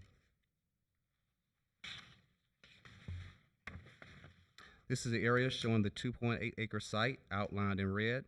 The property has frontage on US Highway 1 and also Old Dixie Highway. The future land use designation is commercial. The purpose of this land use designation is to accommodate all commercial zoning districts as identified under St. Lucie County Land Development Code. Offices and general retail uses are considered the principal use within the commercial zoning district. The proposed rezoning to commercial general zoning district is consistent with the comprehensive designation of commercial per the comprehensive plan table 1.3 land use designation zoning compatibility chart. The surrounding future land uses are commercial, mixed use development to the south, and residential urban to the east. The subject property has a zoning designation of utilities. This designation corresponds with the prior radio station facility and communication tower on site. The proposed rezone petition will conform to the minimum lot size and dimension requirements in accordance to the St. Lucie County Land Development Code, Section 70401 for the CG zoning district. The surrounding properties are also located within the CG zoning district and Coconut Cove approved plant unit development project to the east. This rezone request to commercial general zoning district will provide for reuse of the site as a retail showroom and design center for hardscapes and their associated contractor offices. The property owners are currently working on site improvements to bring the site into code compliance. The Planning and Zoning Commission unanimously recommended approval on January 21st, 2021 to the Board of County Commissioners. This petition conforms to the standard of review as set forth in the St. Lucie County Land Development Code, Section 110603, and is consistent with the St. Lucie County Comprehensive Plan, goals, objectives, and policies. Staff recommends the Board of County Commissioners approve this rezoning. Thank you. All right, any questions from the board or staff? Hearing none, this is a public hearing. Anyone wishing to address the item? Good evening, Mr. Curry. Long time no see. Good evening, Mr. Chairman, members of the board. For the record, Brad Curry with Engineering, Design, and Construction, representing the applicant. Pretty simple rezone before you tonight for hardscapes. They are looking to have another showroom and office in the north part of the county. So it's a local business many of you are familiar with. Then they do all the pavers for most of us around here in the county. So be happy to answer any questions. Any questions of Mr. Curry? Seeing none? Thank you. All right. If there's nothing else, I'll accept the motion. Motion to approve. Second. We have a motion to approve by Townsend, second by Mitchell. Mr. sorry, Chair, yeah. Mr. Chair, just as a reminder, this one is also a quasi-judicial, so for the record, I've not talked to anyone other than the staff. Thanks. My referee down here, thank you. Commissioner Barth, any disclosures? So that would be a no? No disclosure? All right. Commissioner Townsend, any disclosures? Just staff. Mitchell? Just staff along with Capron Trails mine. Just staff. Oh, that's another one. Just staff on this one for me. All right, so we have a motion and a second. Any comments or questions on the item? Hearing none, please call the roll. Commissioner Hutchison, Yes, ma'am. Commissioner Bartz, Commissioner Mitchell, Yes, ma'am. Commissioner Townsend, Yes, ma'am. Chair Zadowski. Yes, ma'am. I'm gonna have to put notes on this, each of the ones that are quasi judicial. All right. Good evening. The next item is 9B2, and it was requested to kind of bring together 10B1 as well. So we'll listen to 9B2, and then we'll bring in 10B1 as a part of that. Good evening, Mr. Chairman and Commissioners. For the record, Bethany Grubbs with the Planning Division. I'm joined here with Jennifer McGee, who is the Environmental Regulations Manager, and also in the audience, Edmund Bass, Assistant County Engineer. We are presenting this petition on behalf of Stewart Materials, LLC, for a First Amendment to their existing Class 2 20-year mining permit, which was approved in 2018. This is a quasi-judicial public hearing. In accordance with public notice requirements outlined in the Land Development Code, public notice was published in the St. Lucie News Tribune on February 17, 2021. A sign was placed on the property and mail notices were sent out to the surrounding property owners within the 500-foot distance requirement. The property is located within the Agricultural 1 zoning district. This is an aerial perspective of the property, and the red outline indicates the subject site.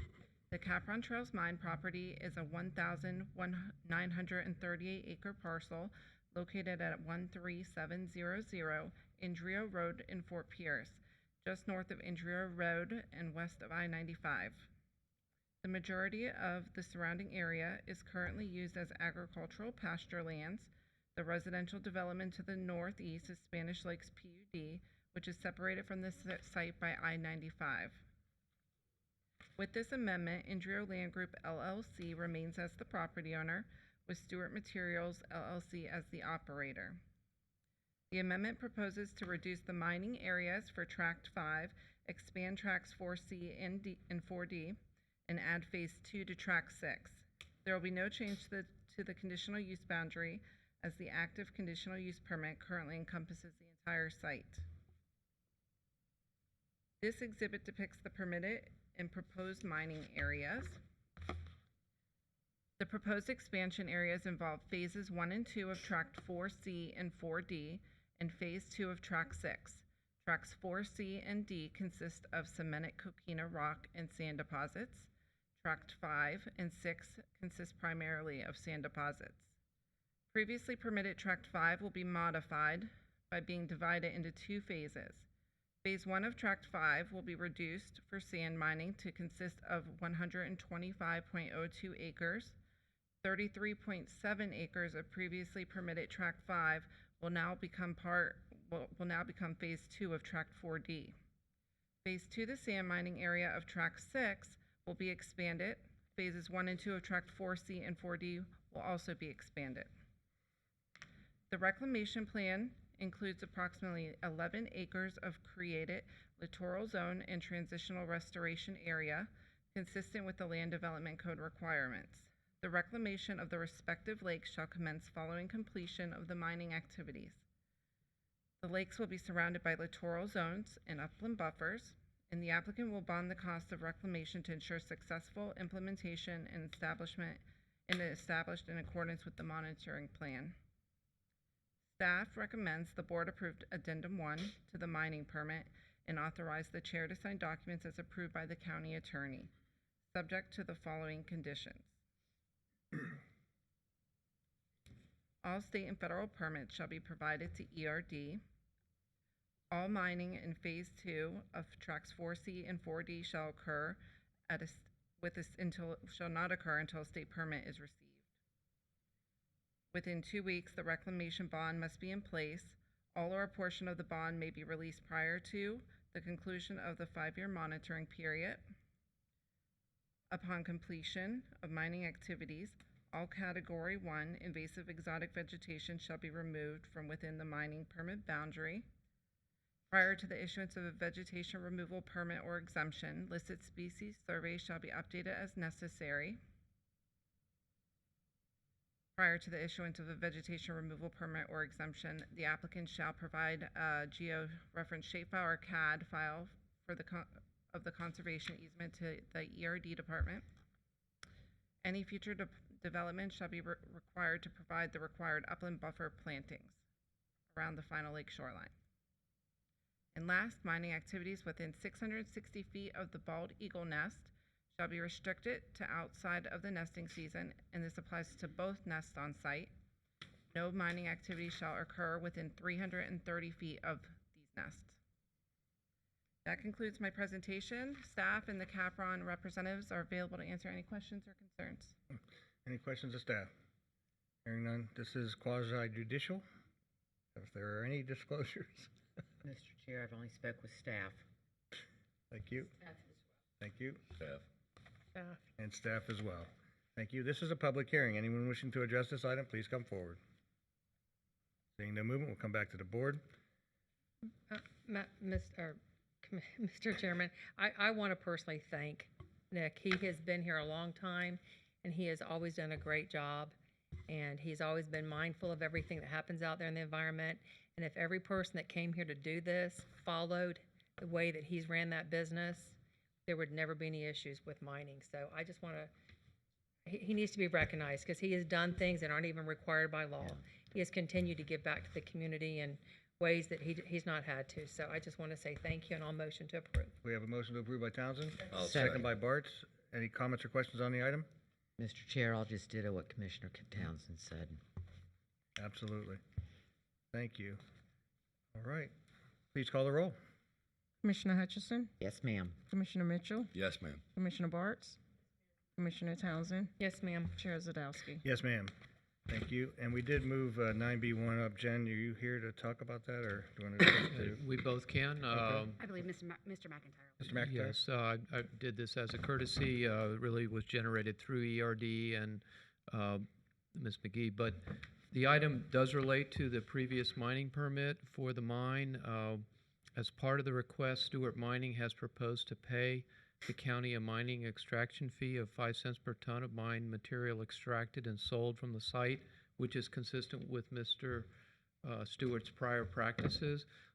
For the record, this is a voluntary payment. We cannot legally extract this or make it a condition. He's simply doing this as a good corporate citizen. The money can only be used, as Ms. McGee can confirm this, for environmental enhancement and conservation programs. That is correct, and we have utilized the funds for littoral plantings of the DJ Wilcox Conservation Area, are the only funds that have been expended thus far from that voluntary extraction fee. However, it is to be used on environmentally sensitive lands for any type of restoration, acquisition, or an environmental enhancement. Great, thank you. And this actually just puts the exclamation point on what you've just stated, Commissioners. Right. And Staff recommends approval. Thank you, Mr. McIntyre. All right, this is the regular side of the hearing, regular meeting. So anyone wishing to Move approval. have a Second. motion by Hutchison, second by Townsend. Any comments or questions on the item? Hearing Just none. thank you for being a good neighbor. Thank you. Please call the roll. Commissioner Bartz, Commissioner Mitchell, Yes, ma'am. Commissioner Townsend, Yes, ma'am. Commissioner Hutchison, Yes, ma'am. Chair Zadowski. Yes, ma'am. All right. So we have one final item. Actually, no, we don't. We have a couple more. Got quite a bit more. Quite a bit more. And then, thanks, Dave. Thank you, sir. Thank you. I feel like good evening, Mr. Balser. All right, good evening, Mr. Chair, members of the board. Ben Balser, Assistant Planning and Development Services Director for the record. The item before you tonight looks to implement a portion of the recommendations made by the Development Review Task Force and the St. Lucie County Chamber of Commerce in response to the COVID-19 pandemic. The goal of the Development Review Task Force is to review the county's regulatory environment and develop recommendations on how to better assist the public navigate the development approval process, create flexibility in regulatory language where necessary, and improve the efficiency of the county's internal development review process. I would like to take this opportunity to thank the members of the Development Review Task Force, as well as internal county staff who have collaborated to bring this item before you tonight. In accordance with public notice requirements outlined in Section 11.00.03 of the St. Lucie County Land Development Code, public notice for this item was advertised in the St. Lucie News Tribune on Sunday, February 21st, 2021. The goal of this amendment is to promote the plan development process, which leads to superior quality projects through the use of creative design options and public amenities. The item before you tonight will shift a portion of the submittal requirements for plan development applications from the preliminary approval stage to the final site plan stage. Additionally, the amended language requires the final approval path to follow the procedures set forth in the code for minor or major site plans depending on the overall size of the project. This change will allow for a more in-depth and extensive planning and surveying work to occur once the board has had the opportunity to review the conceptual layout of the project and make a determination on its compatibility. This change provides a summary of the changes that are addressed in the proposed text amendment. The change to Section 11.02.05 directs the Planning and Development Services Director to amend the official zoning atlas to reflect the change in zoning to the Plan Development Zoning District once the Board of County Commissioners approves a preliminary plan development. Currently, the change to a Plan Development Zoning District does not occur until final plan development approval. The amendments to Section 11.02.10A defers submittal requirements for preliminary plan development applications, such as detailed survey work, landscape plans that identify specific plant materials, and certain engineered plans until the final site plan stage. This does not eliminate any substantial submittal requirements required to receive final approval, but does allow the preliminary plan to be more conceptual in nature and allow for more detailed planning documents to be provided once the board has had a chance to determine compatibility with surrounding uses, review conceptual utility and drainage plans, conceptual architectural design, and environmental impacts. Changes to 11.02.10b specifies that after receiving preliminary plan development approval by the Board of County Commissioners, the applicant will be required to follow the approval path of the minor or major site plan in order to receive final development approval. The designation of minor and major site plans will continue to be determined by the overall square footage of the project, with minor site plans reviewed and approved administratively by the Planning and Development Services Director and major site plans approved by the board. The Planning and Development Services Director will continue to provide monthly updates to the board on all development applications that receive administrative approval. Development projects where major issues or controversial circumstances are likely will be forwarded to the Board of County Commissioners for discussion and approval or denial. The amendment further clarifies that any previously approved active preliminary plan development project will follow the current approval path and receive final plan development approval by the Board of County Commissioners. Through this amendment, we are attempting to promote the plan development process, thereby improving the standards of future development within St. Lucie County. Staff, along with the Development Review Task Force, have acknowledged that the required submittal documents for preliminary plan developments are front-loaded, which makes the plan development process an unattractive option for developers. The Planning and Zoning Commission, at their January 21st, 2021 meeting, voted unanimously to recommend approval of the proposed text amendments. To conclude, we feel that these amendments to the code address an issue identified by the Development Review Task Force and will lead to an increase in plan development projects within St. Lucie County. Staff recommends the board vote to authorize a second public hearing on this item at its April 6th, 2021 meeting. Thank you. I'm happy to answer any questions that you may have. Any questions of staff? And Mr. McIntyre, I apologize, but is this a quasi judicial as well? Text. No, That's sir. administrative. But just to clarify, it's April 6th. I believe that's a 6 p.m. meeting, Mr. Balser. Yes, sir. Okay. Okay, any questions of staff? Hearing none. All right. This is a public hearing. Anyone wishing to address this item? Seeing no movement, we'll come back to the board. I do want to ask a question, or at least suggest that as these amendments come forward and some of these changes, actually, I think this is like companion to what we did with 95 and Indrio, with some of that project going forward. But you know, we're looking at a situation in our weather patterns in which we have larger rains, more wet seasons, more flooding, and so on and so forth. And you know, developers want to have a clear understanding of what they get whenever they get their entitlements.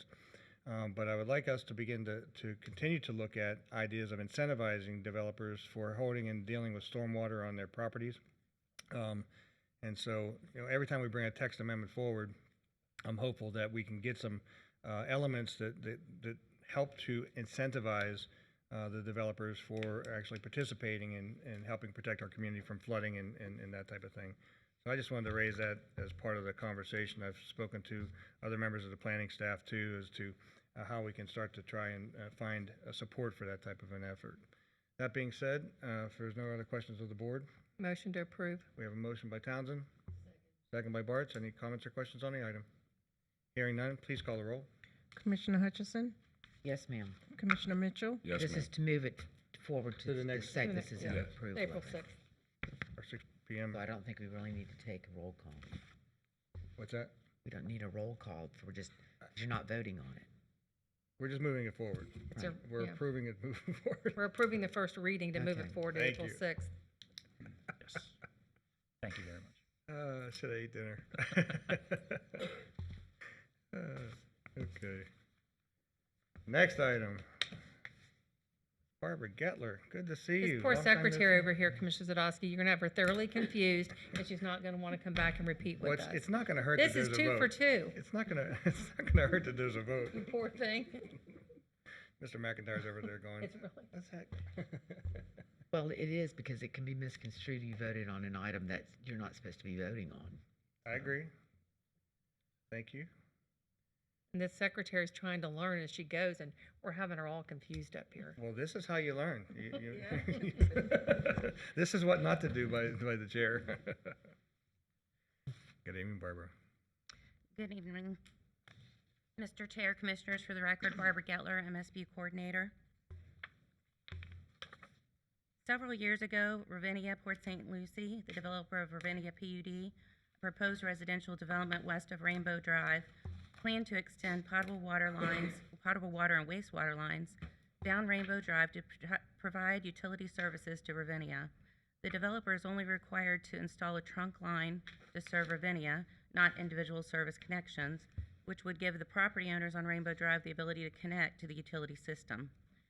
However, the county requested that the developer include in their plans the improvements necessary to make water and wastewater connections available to the properties on Rainbow Drive if the Rainbow Drive property owners wish to participate by paying their fair share of the improvements through a municipal service benefit unit. At the time, the majority of the Rainbow Drive property owners voted in favor of creating 2 MSBUs, the first for funding the cost of providing potable water, and the second to provide wastewater improvements to serve their homes.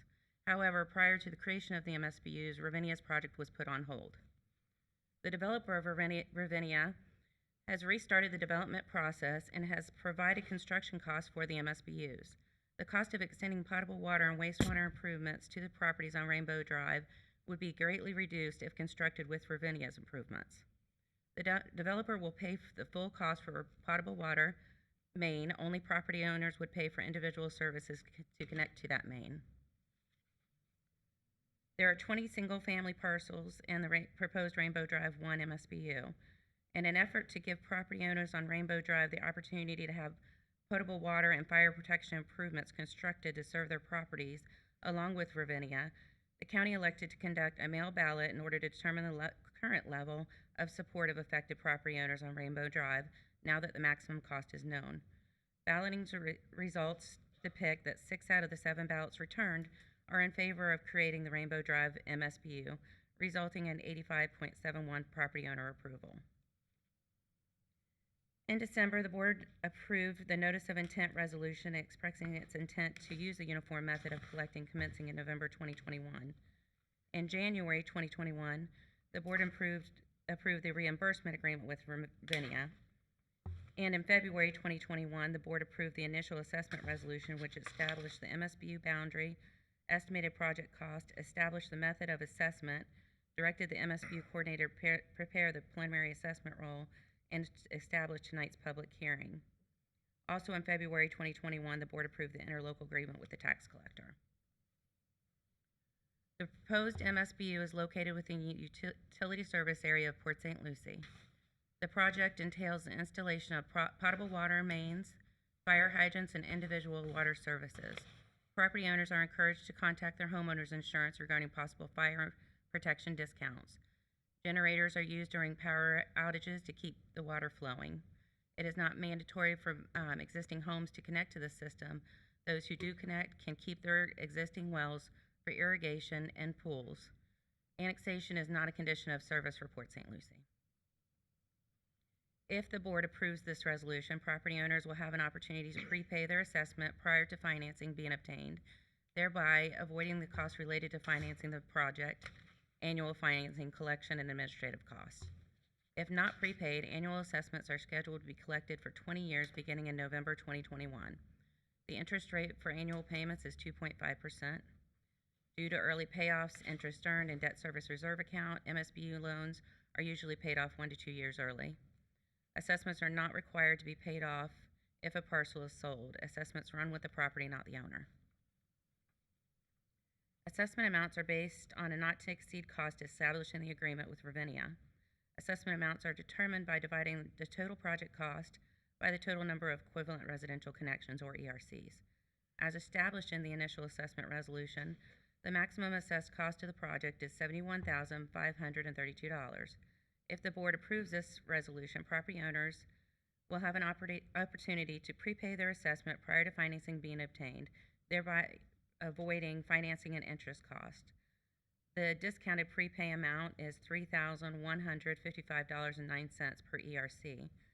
If collected with property taxes, the maximum assessed amount to be levied is $3,576.58 with an annual payment of $229.43.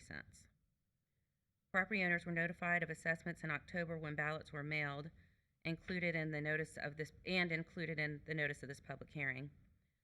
As an example of the considerable savings to be realized if improvements are constructed along with Ravinia's, in 2018, assessments were levied on the parcels within the River Hammock MSBU for potable water, which is just across the street from Rainbow Drive, and that was $11,254 per ERC. The attached resolution constitutes a final assessment resolution as required by the county's assessment ordinance. The purpose of the final assessment resolution is to determine that real property within the Rainbow Drive 1 MSBU will be benefited by the improvements, ratify and confirm the initial assessment resolution, approve the assessment roll, impose assessments upon all parcels described in the assessment roll, and to provide the method of collection. Staff recommends board approval of resolution number 2021-37 and authorization for the chair to sign documents as approved by the county attorney. Any questions of staff? Hearing none. This is a public hearing. Anyone wishing to address the Rainbow Drive 1 MSBU resolution? Seeing no movement, come back to the board. Is there a motion? Motion by Bartz. Second. Second by Townsend. Any comments or questions on the item? Hearing none, please call the roll. Commissioner Mitchell? Yes, ma'am. Commissioner Hutchison? Yes, ma'am. Commissioner Townsend? Yes, ma'am. Commissioner Bartz? Chair Zadowski? Yes, ma'am. Rainbow 2. Again, for the record, Mr. Chair, Commissioners, Barbara Gettler, MSBU Coordinator. This is, as you know, related to the item we just heard, but this is for the wastewater instead of the potable water. So I'm not going to read everything that I read before because you know the background now. As you're aware, the developer of Ravinia has restarted the development process and has provided construction costs for the proposed Rainbow Drive 2 MSBU. The cost of extending wastewater improvements to the properties on Rainbow Drive would be greatly reduced if constructed with Ravinia's improvements. If assessments are levied on the parcels within the Rainbow Drive 2 MSBU, A separate low-pressure main would be constructed and connected to the developer's lift station located within Ravinia. Ravinia would allow Rainbow Drive property owners to use their lift station at no cost to them. There are 22 single-family parcels in the proposed Rainbow Drive 2 MSBU.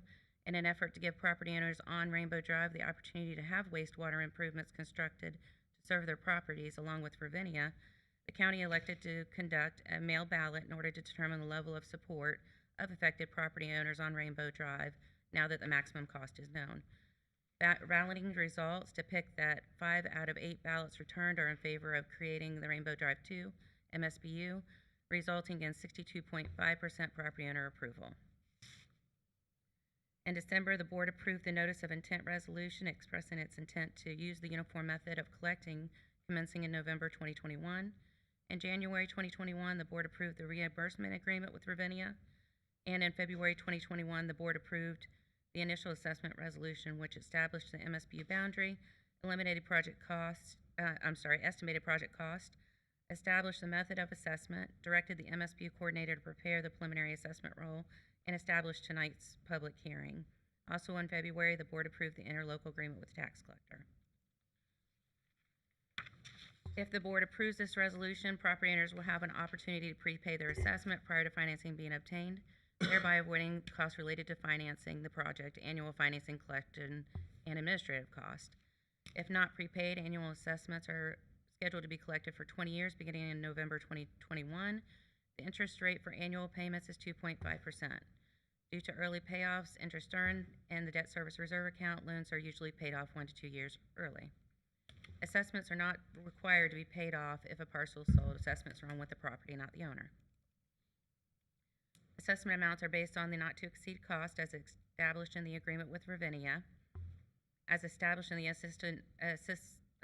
established in the initial assessment resolution.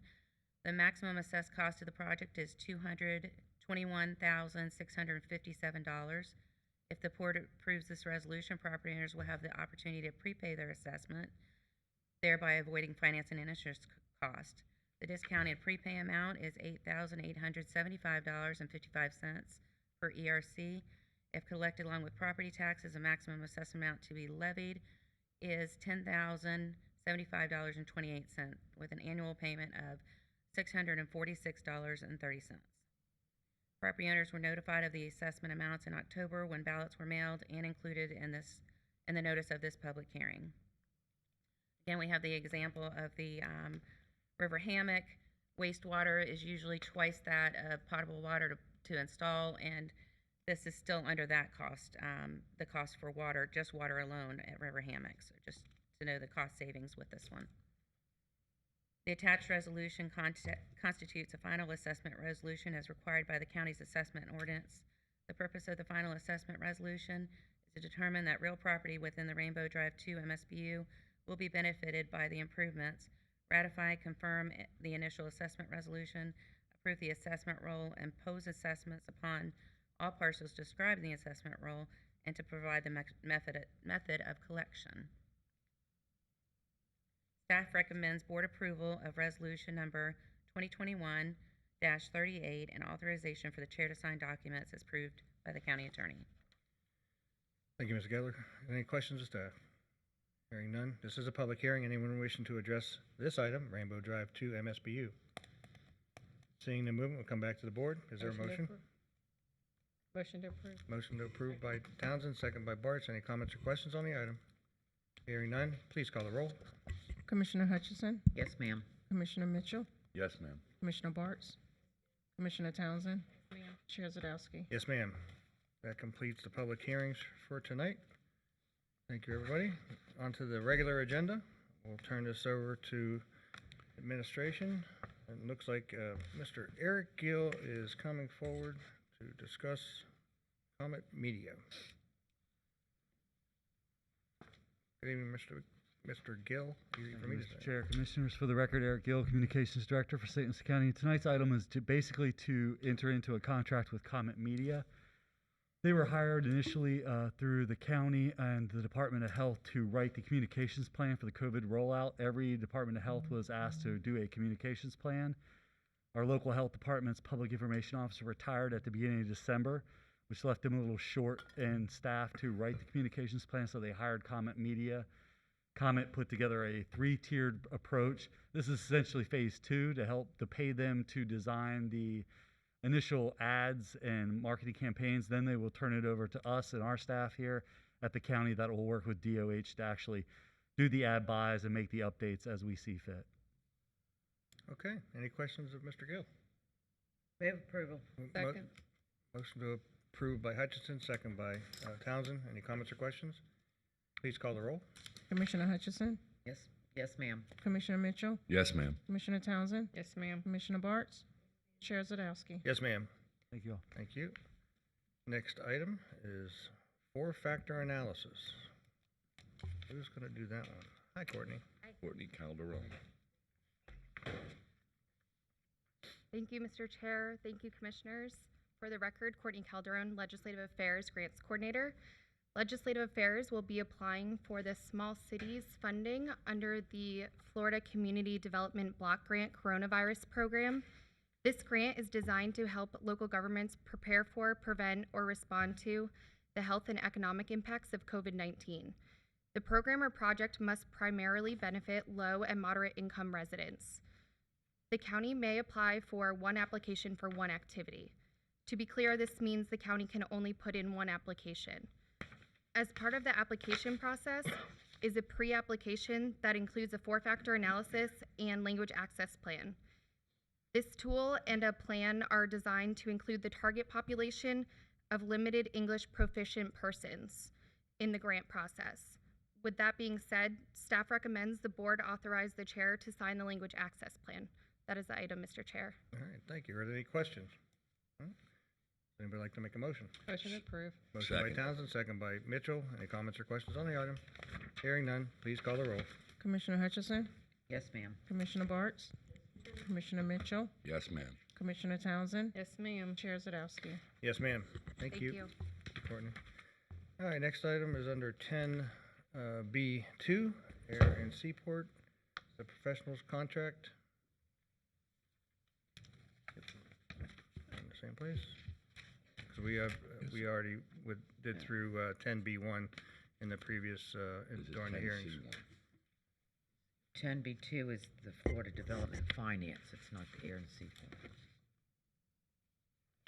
I must have an old, You have an old agenda. I must have a different agenda, so I must have. It's 10C1. Yes, there's an add-on, if I could explain, Mr. Chair, and I apologize. This has to do with the Florida Development Finance Corporation. Okay, well, there's the answer. They're Thank you. proposing to issue bonds on behalf of Waste Pro for the acquisition of machinery and equipment for the Waste Pros County facilities. They requested that we add this on because of the concern about interest rates. And the board's next meeting is about 3 weeks away, so they really requested that the board consider it tonight. And they certainly convey their appreciation for the board's willingness to consider this. They anticipate using the bond revenues in an amount not to exceed $9.7 million to obtain new equipment for the facilities located within the county, and that includes solid waste containers and compactors. The county's financial advisor has reviewed this. This has no financial impact on St. Lucie County. This is all paid for by Waste Pro, so it has no financial impact. The county's bond counsel has prepared the resolution. This would not constitute an indebtedness or a pledge of the general credit or taxing power of the county. And they both, bond counsel and financial advisor, have recommended approval. Staff also recommends approval. All right, thank you. Any comments or questions from staff, for staff? Hearing none, I'll accept the motion. So moved. Move approval by Bartz, Second. second by Townsend. Any comments or questions on the item? Hearing none, please call the roll. Commissioner Hutchison, Yes, ma'am. Commissioner Mitchell, Yes, ma'am. Commissioner Townsend, Yes, ma'am. Commissioner Bartz, Chair Zadowski. Yes, ma'am. And to the board, I apologize. I did have an older version of the agenda, so I do apologize for why this is going the way it is so far tonight. All right, next item is Air and Seaport. Looks like Mr. Payne is here tonight. Good evening, sir. Last and least, Mr. Chairman. Save the best for Chairman- last. Mr. Chairman, Commissioners, this agreement relates to the commercial air service consulting performed by Volair. Volair is unique in that they represent or have represented 7 other Florida airports. Their staff has represented Vero Beach Airport, Melbourne as well. They are familiar with our market area at an especially critical and challenging time in this industry. This agreement provides that they provide service, consulting in negotiations. As we move forward with Part 139, they have been helping with that as well. We try to live the dream of commercial service at Treasure Coast International Airport. It's the staff recommendation that we move forward with them. Okay, any questions of Mr. Payne? I do. Commissioner Townsend? Mr. Payne, who is the current consultants right now? Volair. They are, okay. All right, because the way I was reading this is it was outside their expertise, which is why we were going out. Okay. Any other questions of Mr. Payne? Role has shifted just a little bit as we have moved more from the marketing aspect of it to actual negotiations. And they also have expertise in what other airports are offering in the marketplace. I can tell you one of their clients is Lakeland, which is interesting in that Lakeland is purported to have $3 million in revenue guarantees on the table trying to attract air service. Wow. All right, thanks. Any Motion to approve. We have a motion by Townsend, second by Mitchell. Any other comments or questions on the item? Hearing none, please call the roll. Commissioner Hutchison, Yes, ma'am. Commissioner Bartz, Commissioner Mitchell, Yes, ma'am. Commissioner Townsend, Yes, ma'am. Chair Zadowski. Yes, ma'am.